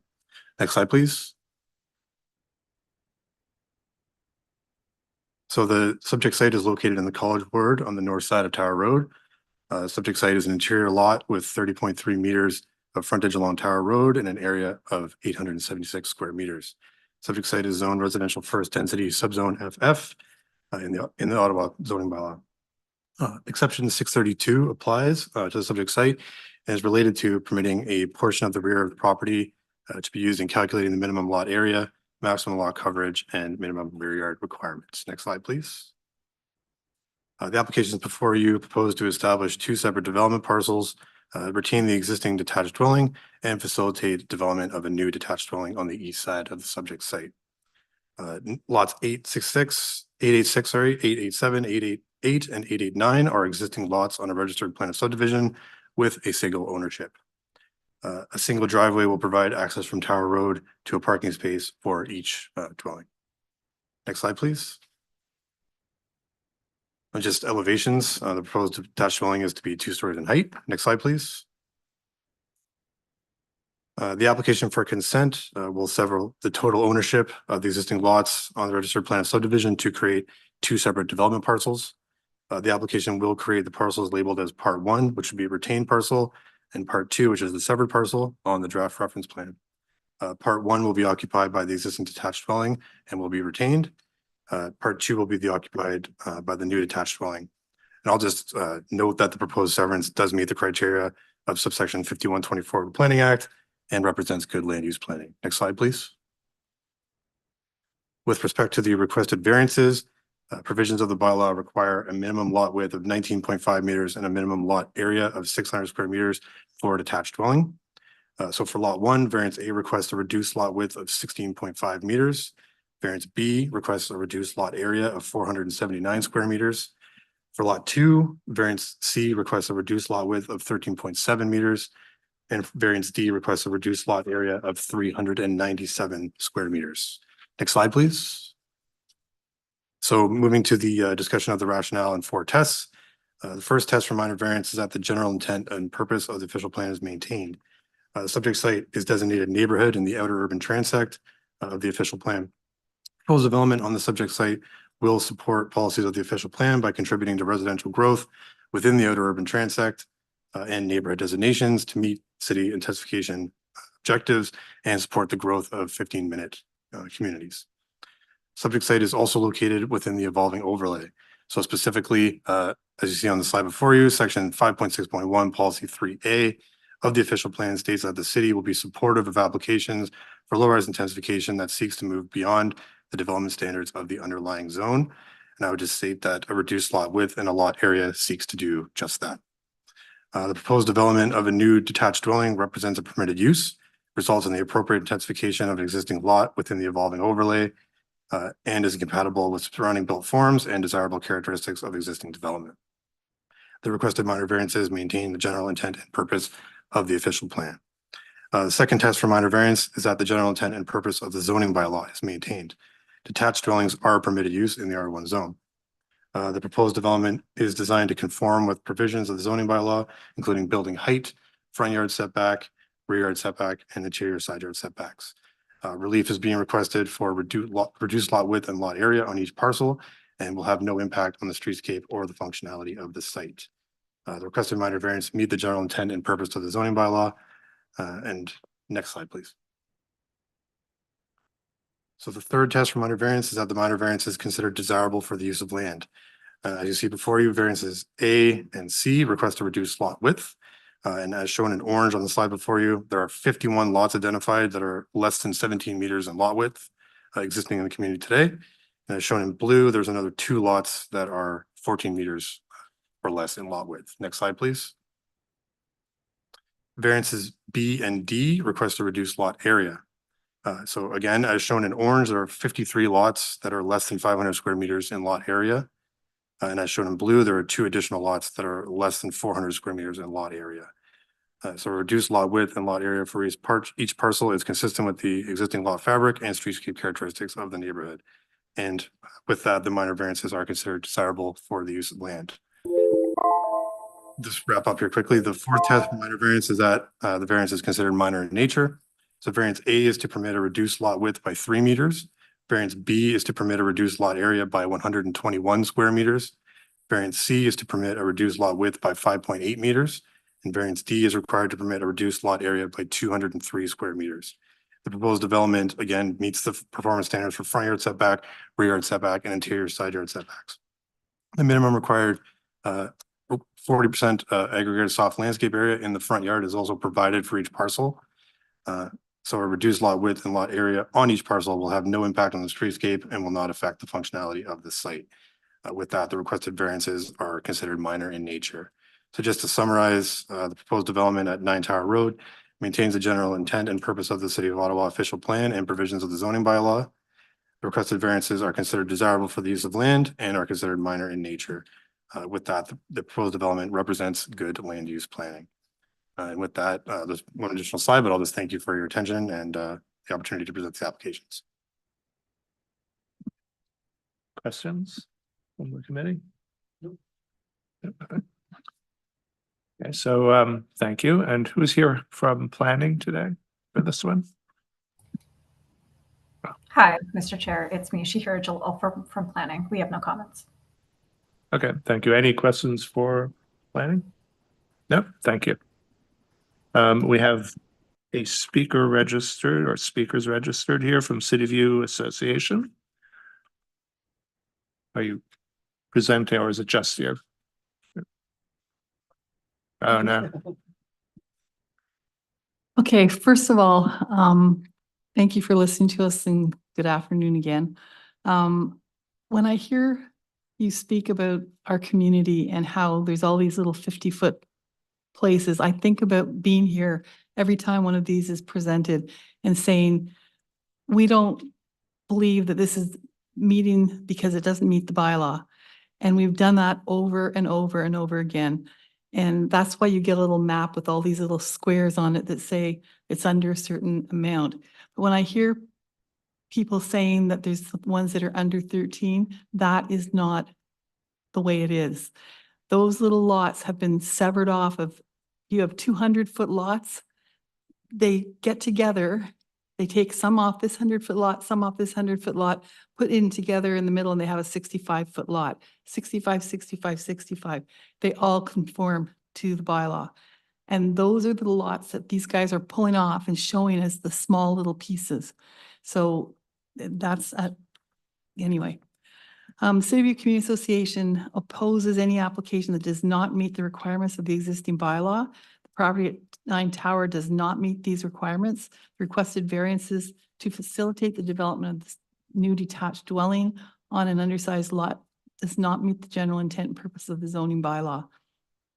These new lots are the one that they're proposing is well under the bylaw at 13, I think 0.43 maybe. The lot area of the inside lot is much smaller than the 600 meters too. So we don't believe that the requested variances to facilitate the development, I've already said this, so I won't say it again. We think these variances are not minor, therefore all 4 tests have not been met. I'm not going to read the city urban design guidelines to you again because I did before, I'm just going to talk to you about our infrastructure.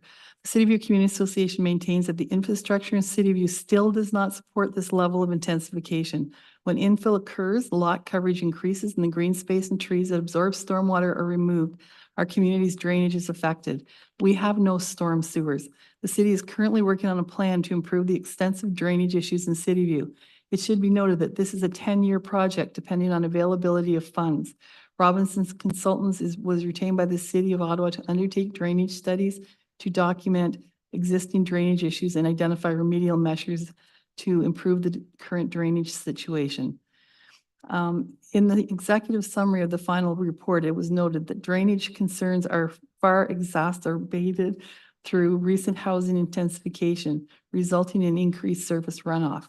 With ongoing redevelopment and infilling in the community area, there is some concern that intensification of homes in the study area will increase impervious hard surface ratios and exacerbate the existing drainage problems. Furthermore, with modifications to the existing ditch drainage system, some new developments and infills no longer have ditches or piping systems in front of the neighboring properties to connect into, and therefore we have not installed any drainage features. A lot of these new homes are coming in and they're just put in flat. The ditches are gone. They don't put in culverts. So they're going to have to be changed. The city's going to have to pay for that. But for City View, additional concerns include potential increased flows to Pinecrest Creek. Previous city drainage studies of the Pinecrest Creek have shown that it cannot handle much additional flow. Therefore, improvements to current drainage issues will have to take this into consideration. I asked a question in the last presentation, and I'm going to ask this question again because it wasn't answered. We'd like to know, the Pinecrest Creek has very strict criteria for runoff. Can you tell us or ask the development review manager, and we don't mind waiting for that answer as long as we know it's coming, what effect this development with large houses, paved backyard parking lots, and less impervious areas will have and how it will tie into the Pinecrest Creek capacity? That's a question that we'd really like to get answered. The city now requires a condition be added to ensure that ditches and culverts under the driveways are maintained. This is in order to help maintain the integrity of the rural ditch system. Please check that the storm water management condition is the correct one. In the conditions, I'm not sure if that's number 8 that you were talking about. Is that the stormwater one? Because in the conditions, the condition that is, no, the condition that's in there, please check because it looks like it's incorrect. As the one relate to a site plan, not to an individual residence. So maybe the planner can check and see it. And if they compare it to the one earlier today, they'll see the difference in what is put in there for those conditions. Again, the intensification affects a lot of things in our neighborhood. And the trees, what we have a good thing to say is that it's good to see that more trees are actively being saved in City View. I know there was 10 trees on this lot and only 3 of them are coming down. 2 years ago, those would have been clear cut, the whole thing. So we're happy to see that. Anyway, thank you for your consideration and listening to us, but we just would like to see this done properly. Thank you. Thank you. Questions for the? No, nobody. We might as well get that cleared out now that the condition for culvert maintenance. So you may want to put the question to the city planner on the file, Mr. Chair, but condition 7 that's in their report, which we're not objecting to the conditions as Mr. Kelly indicated at the beginning of the presentation with the amendments that have been recommended by staff. But condition 7 is the new condition that staff have recommended for most of the applications in City View and St. Clair Gardens in recent years since the issue was brought to the attention of the city. So I think it is the correct condition, but staff are welcome to weigh in. Probably a good time for. Thank you, Ms. Joel. Yes, we're in agreement, Mr. Chair. That is the correct condition. Right. So this is the one that should apply from now on. Yes. Okay. So we have to defer to planning. So you need to turn on your microphone if you're going to. We did talk to planning and they're the ones that told us it was the wrong condition. So the city staff can talk to the guy in the west there and see what he thinks. Because the one that was in the earlier one for 95 Rita, those are the conditions that should be in, not this one. And they're in the same area, so they should have the same conditions. Probably won't be able to resolve that here in real time, but perhaps this should be followed up with planning then afterward. Oh, sorry, Mr. Chair, if I may chime in just about 95 Rita. I just want to clarify that there's different situations within City View that we're dealing with in terms of stormwater management. In the case of 95 Rita, there's a different condition that is it's smaller than what you've seen in the past in terms of requiring a stormwater management brief. We were in that case, 95 Rita, we requested ditch reinstatement because in order to request a stormwater management brief, we have certain criteria, being increasing pervious surfaces and having an insufficient ditch. And so what has happened is that we've been talking to the asset management group and they've been advising saying, okay, how can we address stormwater management in the neighborhood with different solutions depending on what's being proposed. So while at 95 Rita, there may not have been proposing an increase in impervious surface, we're saying, okay, here we need the ditch to be reinstated that was buried before. And that's why I expect the panel should see maybe the conditions may change, but that's depending on the site, what's being proposed, and what we think is appropriate in terms of a condition for the applicant to have to clear. So the answer is that it's different conditions on the two sites are requiring different conditions. Yeah. Correct. The situations are a bit different. So maybe you follow it up with planning or your counselor's office and see if you can clarify. There was one other issue that was raised, which has to do with runoff into the creek. I don't know whether that's planning that should be addressing that. Is that taken care of with the conditions that are imposed on this? I believe condition number 5 would speak to that. And Mr. Chair, I will make sure I'll follow up with our engineers who deal with this at the city and our group, and I'll raise it. I think it was the Wild Pine Creek, the drain. That's what the community association was speaking to. And then I will reply to them and advise saying how is that being factored into the approach that the city is taking. Okay, thank you. All right, so there's several things that the community association should be following up on in response. It's Pinecrest Creek. Pinecrest Creek. Yeah. If you're on there making notes. But I would urge you to also talk to your counselor's office because they can look at the higher view. Do we have any further questions from anyone other than me? Okay, so we will be. You have any more to? Okay, I think we've gone through most of the issues already.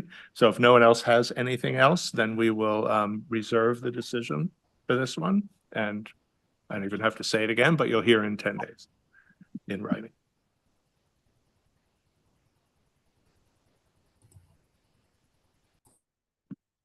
Last but not least, item number 9, 1618 Botsford Street. And where are we here?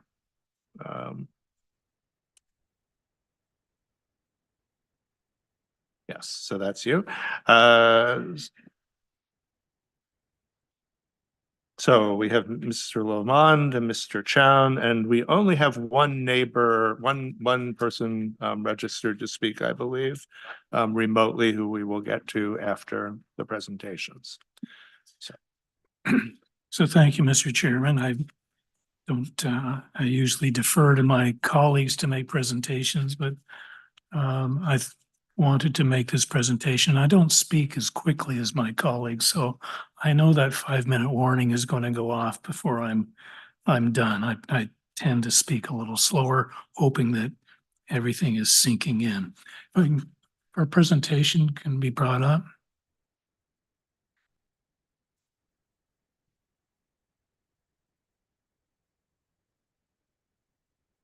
Sorry. Next slide, please.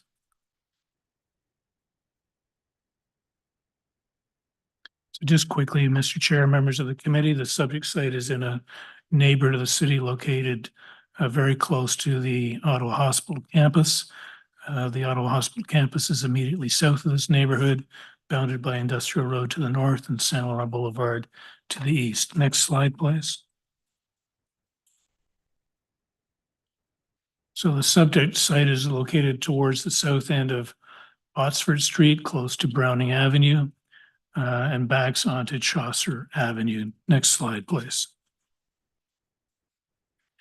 This is an image of the existing house on the property. I just want to point out a couple of things. One is that it's a small bungalow. Two, fairly lengthy driveway, which can accommodate 2 or maybe even 3 parked vehicles. And for what it's worth, a very well-maintained front lawn. Next slide, please.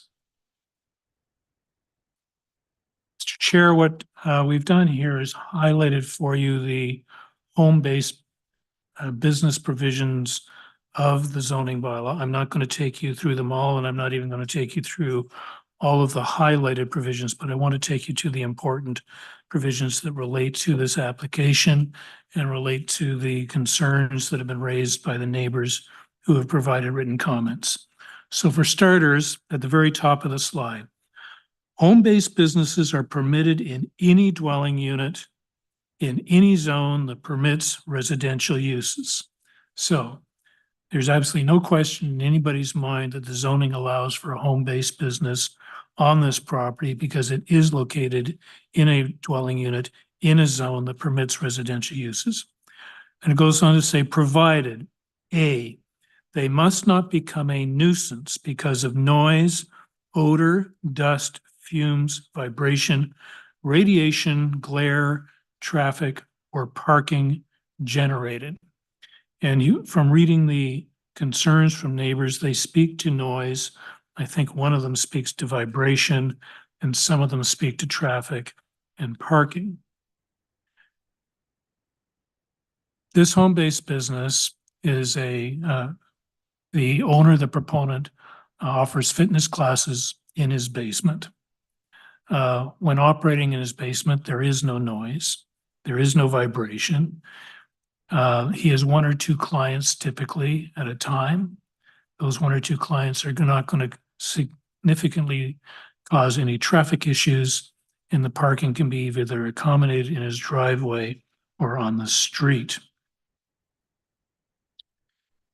And carry on to 2, any business may exist provided the cumulative maximum total gross floor area is outlined in either Section 9 or Section 128(3), which I'll come to. 3, despite the unlimited number of businesses, a maximum of only 1 on-site non-residential employee is permitted per principal dwelling unit. There are no employees associated with this home-based business. 7, going to the next slide, please.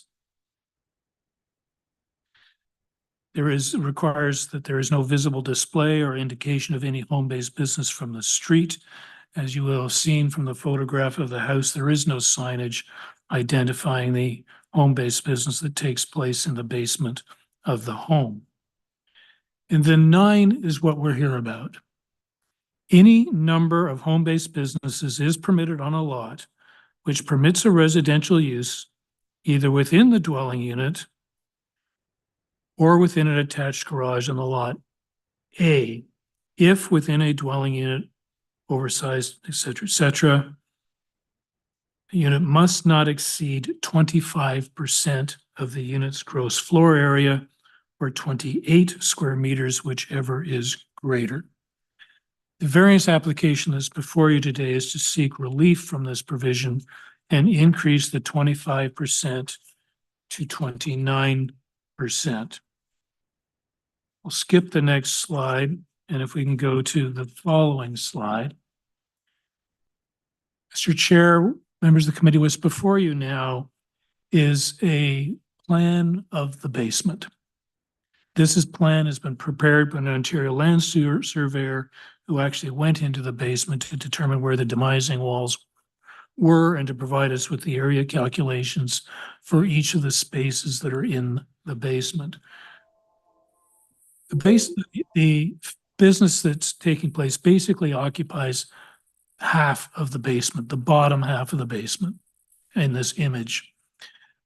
There's the area that's identified as the personal gym, which occupies 35.4 square meters or 21% of the house. There's the office, storage, furnace, hot water tank area, which we included entirely in this application, even though the area occupied by the furnace and the hot water tank and even a chest freezer isn't there for the business, it's there for the house. But we included that the entirety of that space in the abundance of caution in terms of calculating the area for the home-based business. And that space occupies 13.7 square meters or 8% of the total floor area of the house. So when you add together the personal gym and the office storage base, you get the 29%, which we have requested in our permission application. Now, staff in their report have suggested to you that we should include the washroom that's shown on this plan, which would result in increasing the relief sought from 29% to 33, close to 34% actually. Couple of comments. Firstly, that washroom has not been constructed and isn't there for the purposes of serving the home-based business. It's there to serve the residents of the home. If this home-based business was an artist studio, for instance, and I was operating an artist studio and I had a client come in to learn how to paint, not that I can teach painting, but if during the course of the session they came to me and said, "Excuse me, I need to use the washroom," I have two choices, I guess. I can let them use my washroom, or I can say, "I'm sorry, you got to go down to the closest Tim Hortons or something and use their washroom." Well, common courtesy is that I'm going to let them use the washroom. So if I'm operating a photographer's studio, somebody, and one of my clients says, "I'm sorry, I need to use your washroom. Is it okay?" I'm not going to say no. I'm going to say, "Go ahead, use my washroom."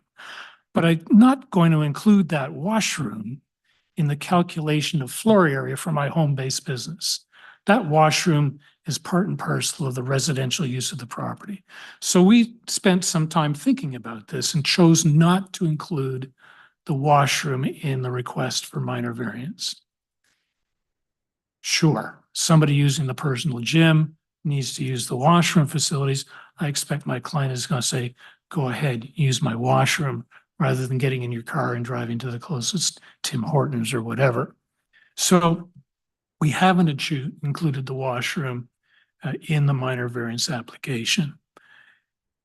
I don't mind including it if you're inclined to do so and amend the application accordingly.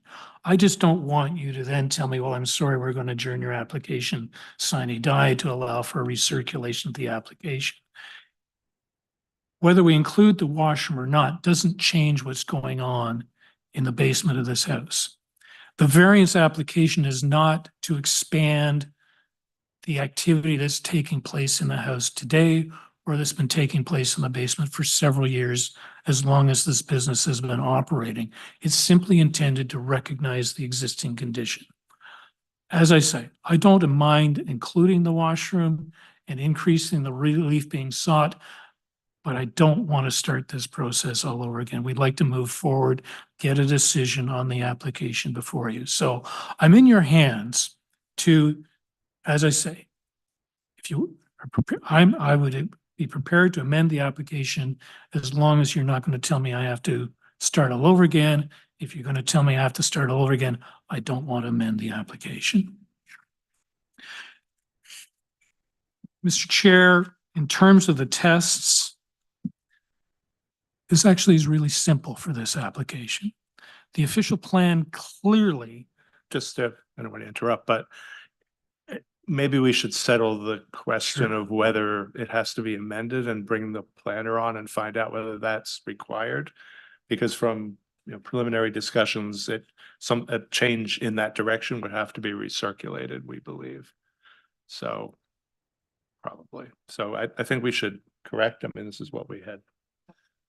Yeah, so I'm not surprised by that comment, Mr. Chair. And so, as I guess I just said, if the determination of the committee is that amendment would require recirculation, then I'm going to suggest to the committee that that amendment is not required, and we'll just carry on. okay, so let's hear from the planner assigned to this and find out whether this is optional or not. And then, thank you, Mr. Chair. I can speak, Siobhan Kelly. And apologies for my voice. I have a cold right now, so bear with me. It's my understanding that ultimately an adjournment decision is the decision of committee. Based on my experience, I have seen instances where the relief sought is slightly more than what was requested, where we did not require recirculation. An instance like that, the change didn't change the nature of the application, so slightly different than if an additional variance was required or not. and So I think we're interested first in the question of whether we're looking at 33% or 29%.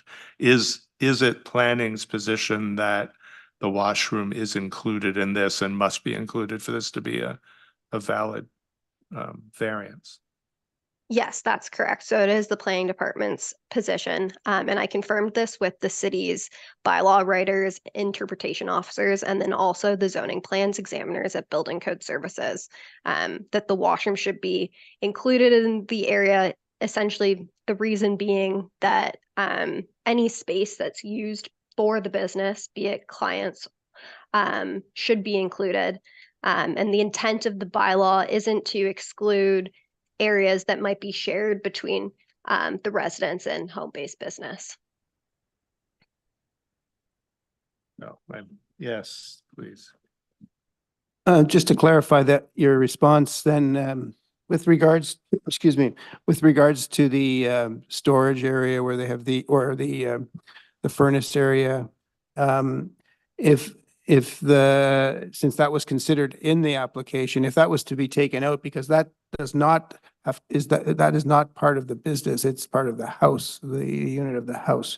Is that possible that the furnace room is removed and the washroom is added? Yes, that's correct. So the furnace wouldn't need to be included in that gross floor area. The difference in, I think, 3%, that could very well be captured there. Subject to the client or the applicant agreeing to that. Correct. If the committee coordinator can put the floor plan up again.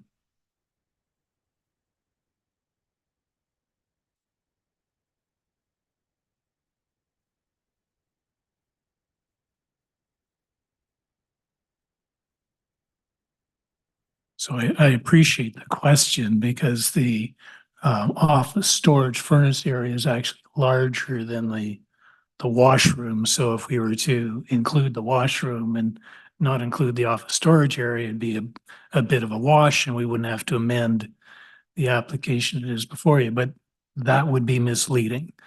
The office for the business is located in that space.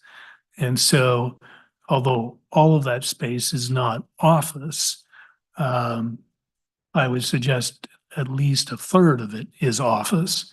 And if I do the math quickly, well,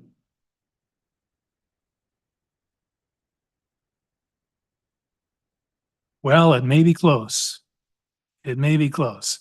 That it's a wash, and that we the office space in that area together with the washroom might still fall under the 29%, but I'm not sure I want to don't want to do that on the floor of the committee. Yeah, I'm a little concerned about doing the math on the floor of the committee. So I'd like to ask, I guess, from planning again, advice on what to do.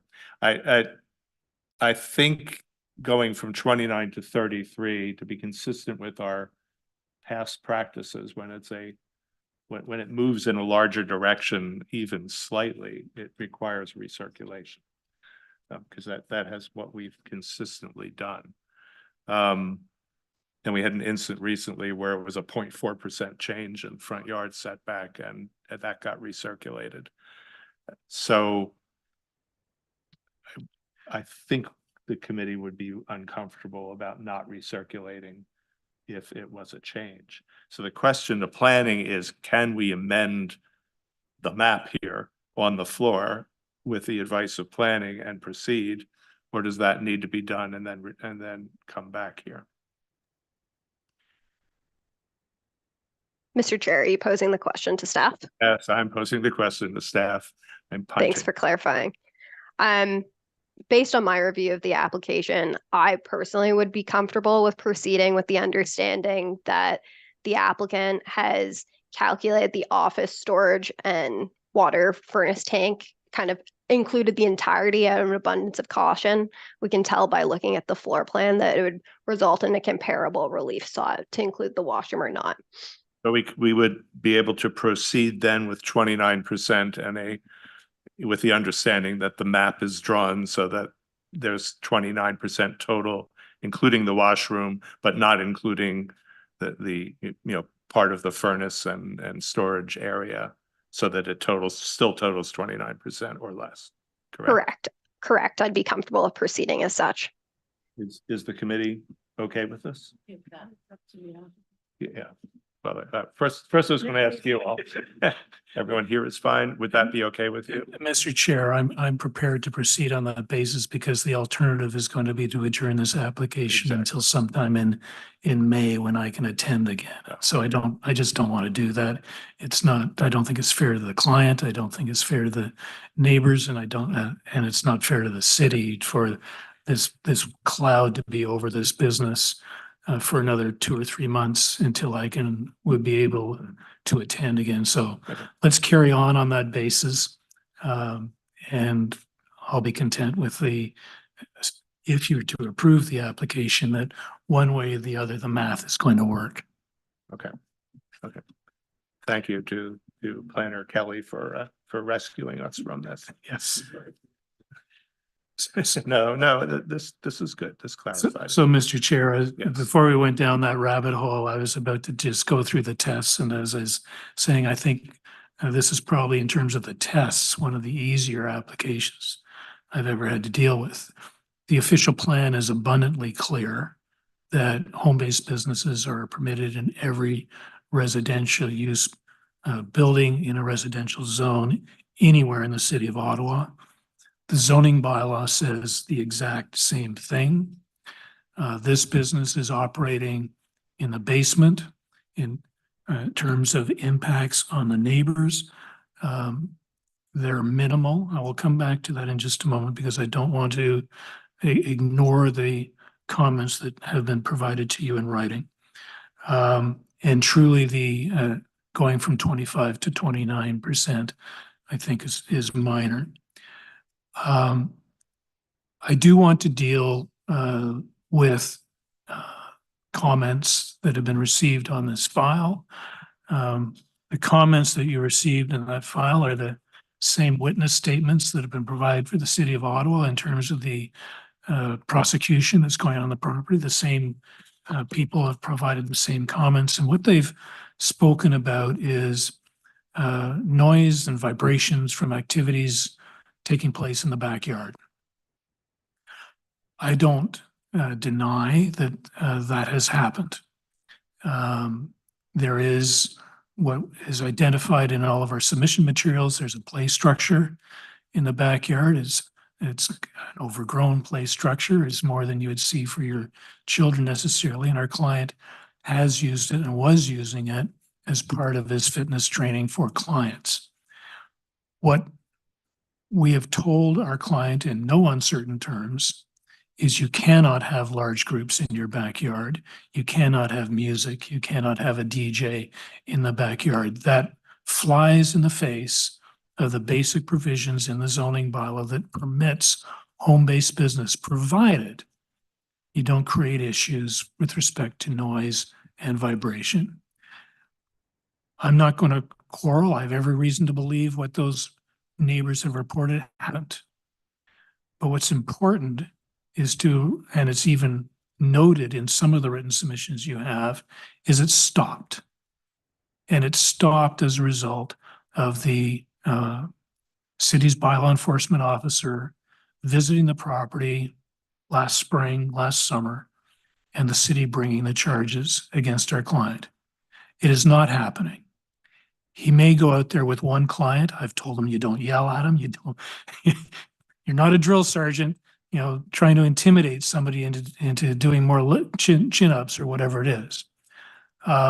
So I'm not saying that the activity is limited to the basement. There may be occasions when there is a client in the backyard, but I've made it, as I say, we have made it abundantly clear to our client that you can't have large groups. You can't be generating noise. You can't be bothering your neighbors. And I want to make sure that you understand that we've made that very clear to our client going forward. And to the best of my knowledge, nothing has happened in that regard since this matter was dealt with by bylaw enforcement.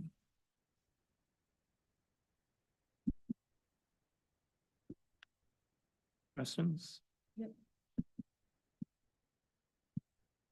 Thank you, Mr. Chair.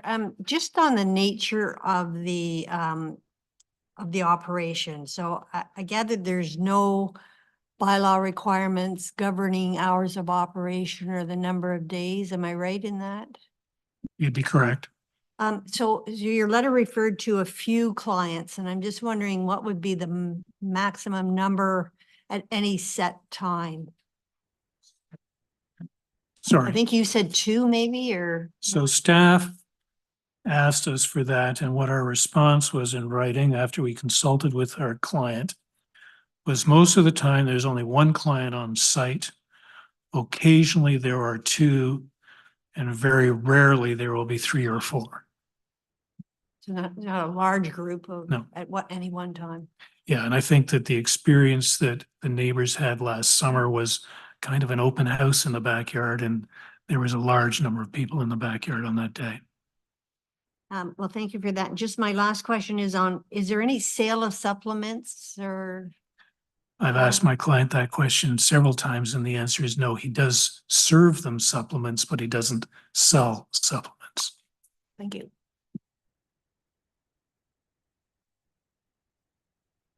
Sure. Question, and mostly for my education. You've emphasized the fact that there's nothing going on in the backyard, or very little will be going forward. For a home-based business, though, it's focused on only the footprint of the house and the garage. Technically, nothing for a home-based business can go on in the backyard, or I'm just asking. Very good question. And it's a question that we turned our mind to in working with our client when he came to us with this problem, in terms of what the charges he was facing and what relief he might need to be able to carry on his business. I can find nothing in the zoning bylaw that says that you can't carry on the activity in the backyard. I go back to my example of the artist studio. There's nothing in the zoning bylaw that says that the instructor can't take the clients or students out into the backyard and we can paint flowers, we can paint birds. There's nothing saying you can't do that. And the same with my photographer. There's nothing in the zoning bylaw. You can't take the student or the client into the backyard and take pictures of flowers and birds and whatever. It doesn't say that. All it says is you can't have outdoor storage. But it doesn't, and the limitations on the area are to the structures. There's no indication in the zoning bylaw that's there a limitation in terms of the outdoor area that might be used for the home-based business. I've read it many times to try and find out if that interpretation is incorrect or that my interpretation is incorrect. I can't find it. I can't find anything in the zoning bylaw that suggests that our client cannot take one of his clients into his backyard and work out on that play structure. There's nothing in the zoning bylaw that prevents him from doing that.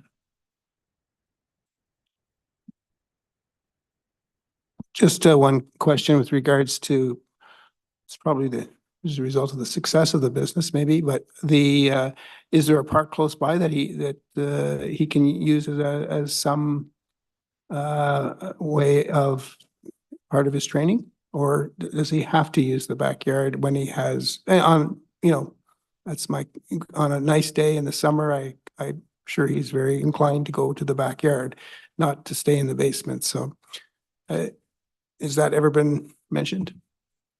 I haven't had that conversation with my client, but when they're in the backyard, I think they're using the play structure that's there rather than going to an open field and doing calisthenics or whatever. That's not what they're doing.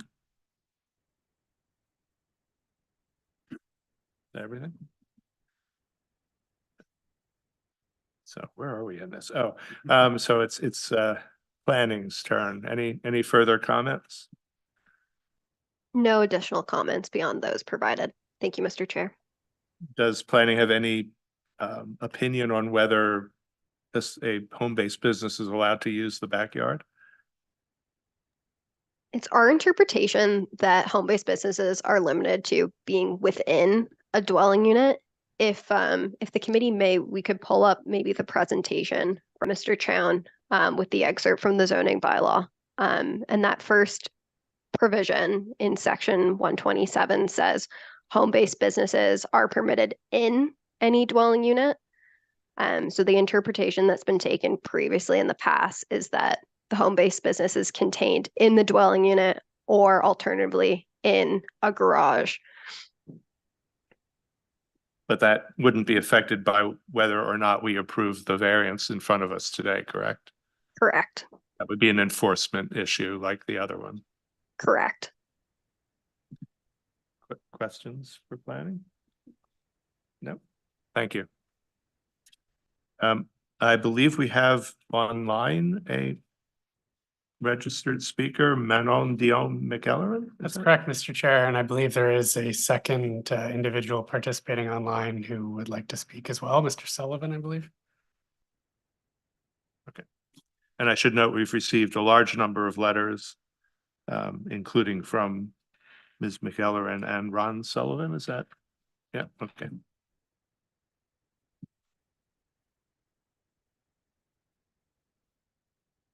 I guess we can take the zoning bylaw down and bring.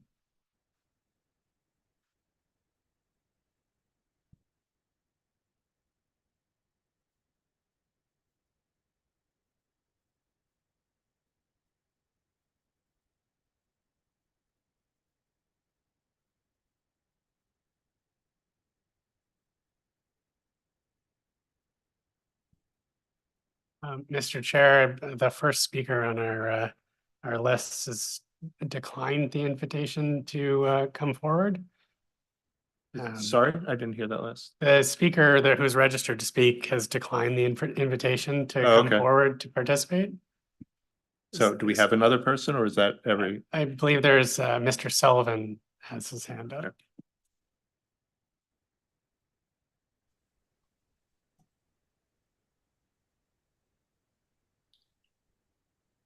Good afternoon, Mr. Chair. Good afternoon. It's Ron Sullivan. Sorry, I missed the earlier part. I was actually online, but I didn't get a meeting invite, so I could only see the panel discussion on YouTube. So that's why I spoke to Jeff Hudson to basically get access. So I think one of the things I want to raise, which is a concern to me, which has been raised by Mr. Sauve's experts, is that the clients that visit the home-based business are fluid. They go back and forth between the inside and the outside premises, even to this date, whether it's one, whether it's two, whether it's three. They use the hot tub. I assume they use the shower, and they migrate back and forth. So the concern I have by granting any additional footage to this business is it's not following the rules. It's gone ahead and increased the size of their business at the detriment and the enjoyment of the neighbors in the community. And I know I'm certainly not a complainer, and certainly one of the things that we've had a difficult time is getting to this point right now where we have been calling bylaw for multiple years, several of the neighbors. And our concern is, the expert says that, he's told the client not to have client visits outside. Who's going to enforce this when this is all done again? We've had to get Marty Carr involved in this whole process. We've had to, call repeatedly to bylaw, whether they showed or they didn't show. So my biggest fear is when you legitimize more footage to a business that isn't following the rules, who's going to enforce the rules when this is all done? And if Mr. Sauve's business is so successful and he needs the additional square footage, should he not go out and get commercial space like other neighbors in the neighborhood have done with their businesses? I think it's something that nobody wants to discourage a young entrepreneur, but at the detriment of our Saturdays and Sunday mornings when there's 25 to 30 people in the backyard throwing tractor tires, and that is not a play structure. That is a structure meant for physical workouts like you would see in any other gymnasium, Movati or others. So I don't want the panel members to be confused that this is not a children's play structure. This is a very expensive piece of equipment for adult customers that pay him sizable money to have workouts in his backyard. So I think that's our big fear is everyone can have the best intentions, but it has taken us 2.5 years to get to this stage. And I think my concern is if you give somebody who isn't playing by the rules more square footage, that is only going to result potentially in more clients, more outdoor visits, more cars and visitors on the street. And I'm not sure if that's the message we should be giving to home-based businesses, that you can break the rules and you'll later be rewarded for forgiveness and we'll give you more square footage. My big concern is, what is Mr. Sauve going to do later down the road? And what do we have to do to stop the outdoor activities? And I think granting additional square footage is a big concern for myself and the neighbors in our community, and it's rewarding bad behavior. And you can see, I'm sure you were provided with the documentation by bylaw. It is a circus when that fires up. You cannot have a family visit in your backyard. You cannot quietly have a nap in your backyard. It is like the circus is coming to town. There's DJs, there's catered food, there's advertisements on social media. I just don't want the experts to gloss over that this is just a couple of clients coming out. I don't think the expert is going to enforce the behavior once this is all over. It'll have to be us, the neighbors, at square one again, trying to get bylaw to stop the activities. So that's all I wanted to say. So that's why I wanted the adjournment. I wanted to have the courts decide on the whole business, because it's not like he operates a Subway business and a landscaping business. This is one in the whole business that is, the customers are fluidly going between indoor space to outdoor space. So that's all I have to say. Thank you. Thank you. Questions? More of a comment than a question. I don't know if you were on or trying to get on when Yes. we were speaking to the city planner, but it's the city planning department's opinion that home-based businesses cannot use the backyard. So that would be an enforcement issue. And unfortunately, that comes back to, as you said, making complaints. I realize that. I guess I just go back to Chair, that again, we're making a decision on one element of a business that's not following the rules. So by granting additional footage to the interior business, you are also feeding the outdoor business. Yeah. Certainly, that's understood. We have limited things where we may take into account, but certainly the impact of this variance is one of them. So, thank you. Okay, thank you, Chair. No one else has a question, so we'll move on to. So it is back to you, Mr. Jones. Mr. Chair, sorry to interrupt. I just wanted to highlight that another interested party joined the meeting, Mr. Mark Horton, and he's expressed that he'd like to speak. Okay. Mark Horton, you said? Yeah. So we have a letter from Mr. Horton as well. Is he online now? Did you bring him up? He appears to be connected. You can see the name on the screen, Mr. Chair. So, Can you hear me? Yes, you may go ahead. You have 5 minutes. I only logged in because Manon was going to speak and she is unavailable and we didn't want to be unrepresented. So I just asked if I could step in her place. I did submit a lengthy written comment about this, and I'm not going to just rehash what I submitted. I just wanted to address a couple of points that have come up. The first one and the most significant one being this perception that any part of the home-based business can take place outdoors. I appreciate that the city planner has confirmed the city's position on this and that the committee feels that it's an enforcement issue. I just want to emphasize that this is not a debatable point. The bylaw says that you can operate a home-based business in your dwelling or in a garage. The bylaw is written in plain language with common definitions. In is very easy to understand. There is no activity to take place. And frankly, if Mr. Sauvé hadn't expanded his business exponentially to the outdoor, the entirety of his backyard, we wouldn't be here today, and he'd still be using 50% of his square footage as his business, which was observed by a bylaw officer in May of 2023, present in the house, attested that 50% of the property was being used for the home-based business. Nobody had an issue with it. Nobody was complaining about the business until he overstepped and decided that, again, he wasn't going to ask permission. And he was hoping that eventually today you're going to give him forgiveness for not properly going through the process.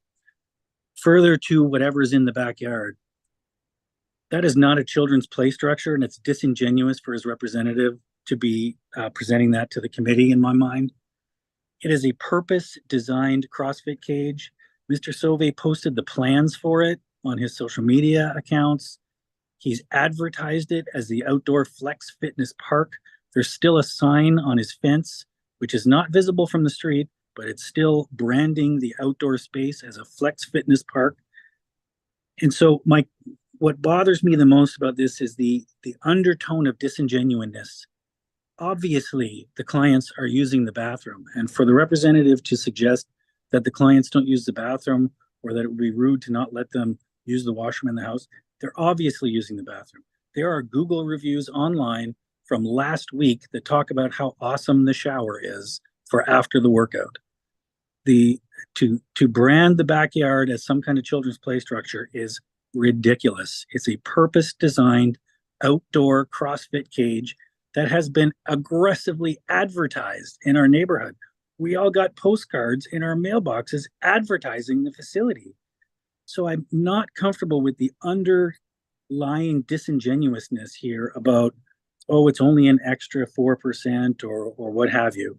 It used to be 50%, and were there not some kind of enforcement action taken by the city, it would still be 50%. So I just think the context of the whole matter here, while it might not impact the actual percentages we're talking about, the tone of the presentation by Mr. Sauvé's agent is, again, it's very disingenuous.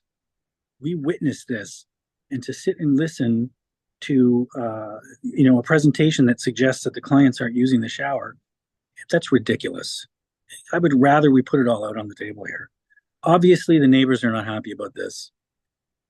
There's an ongoing court matter This minor variance application exists simply to address one of the many violations that were issued by the city. We just want the committee to have a true picture of what's happening and to make an informed decision about any kind of allowances or additional space offered. That's it. That's all I have to say. Thank you. Questions? No. Okay. Thank you. We're done? Okay, so now back to you, Mr. Chair. Mr. Chair, I want to start by saying in my evidence before the committee, I made it absolutely clear that it's not a children's play structure. I didn't call it that. I didn't refer to it that. I explained that it was an adult play structure used for exercise and fitness training. I don't want anybody to misrepresent what I've already said to the committee. I want to be clear that the application that's before you today is not to allow our client to expand the business. The application that's before you today is to recognize the modifications he made in the basement of his home to accommodate the business when he first set it up. There haven't been any changes for years in that basement, and the application before you today is simply to recognize that the business actually occupies a little more than half of the basement. I'm intrigued that the last speaker said that bylaw indicated that it was half the basement. In rough terms, it is. In exact terms, it isn't. So that's why we're here, is because it's not actually half the basement or 25% of the house. The existing business, as it's been operating for years, occupies slightly more than half of the basement and therefore slightly more than 25% of the house. This application is not an application to allow my client to expand his business. I want to be absolutely clear on that. In terms of the activity in the backyard, I think for now, we'll agree to disagree. I don't think it's germane to the application that's before you today. I'll turn to Mr. Lalonde. That's probably a matter that would be resolved with the proceedings that are ongoing as to whether or not any activity in the backyard is a violation of the zoning bylaw, and that may ultimately be determined by the courts. But I don't think it's germane to the application that's before you today. It's useful to have that conversation and to respond to the comments that have been made by the neighbors, but it may be that that question ultimately gets resolved in the court. Subject to that, unless you have anything to add? You sure? Subject to that, Mr. Chair, once again, it's my professional opinion that the variance before you meets the 4 tests. Staff have no concern with the variances as presented to you. I would encourage you to approve the application as filed, and thank you for your time. Questions? No.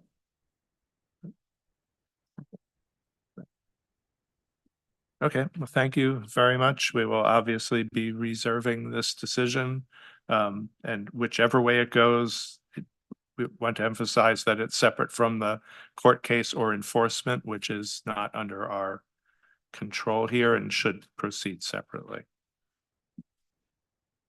I believe that's everything for today, and we can adjourn the meeting. Yes. Yes, we can, Mr. Chair. Thank you. So meeting is adjourned, and the members will meet here for the whatever we do afterward, for the post-hearing discussions.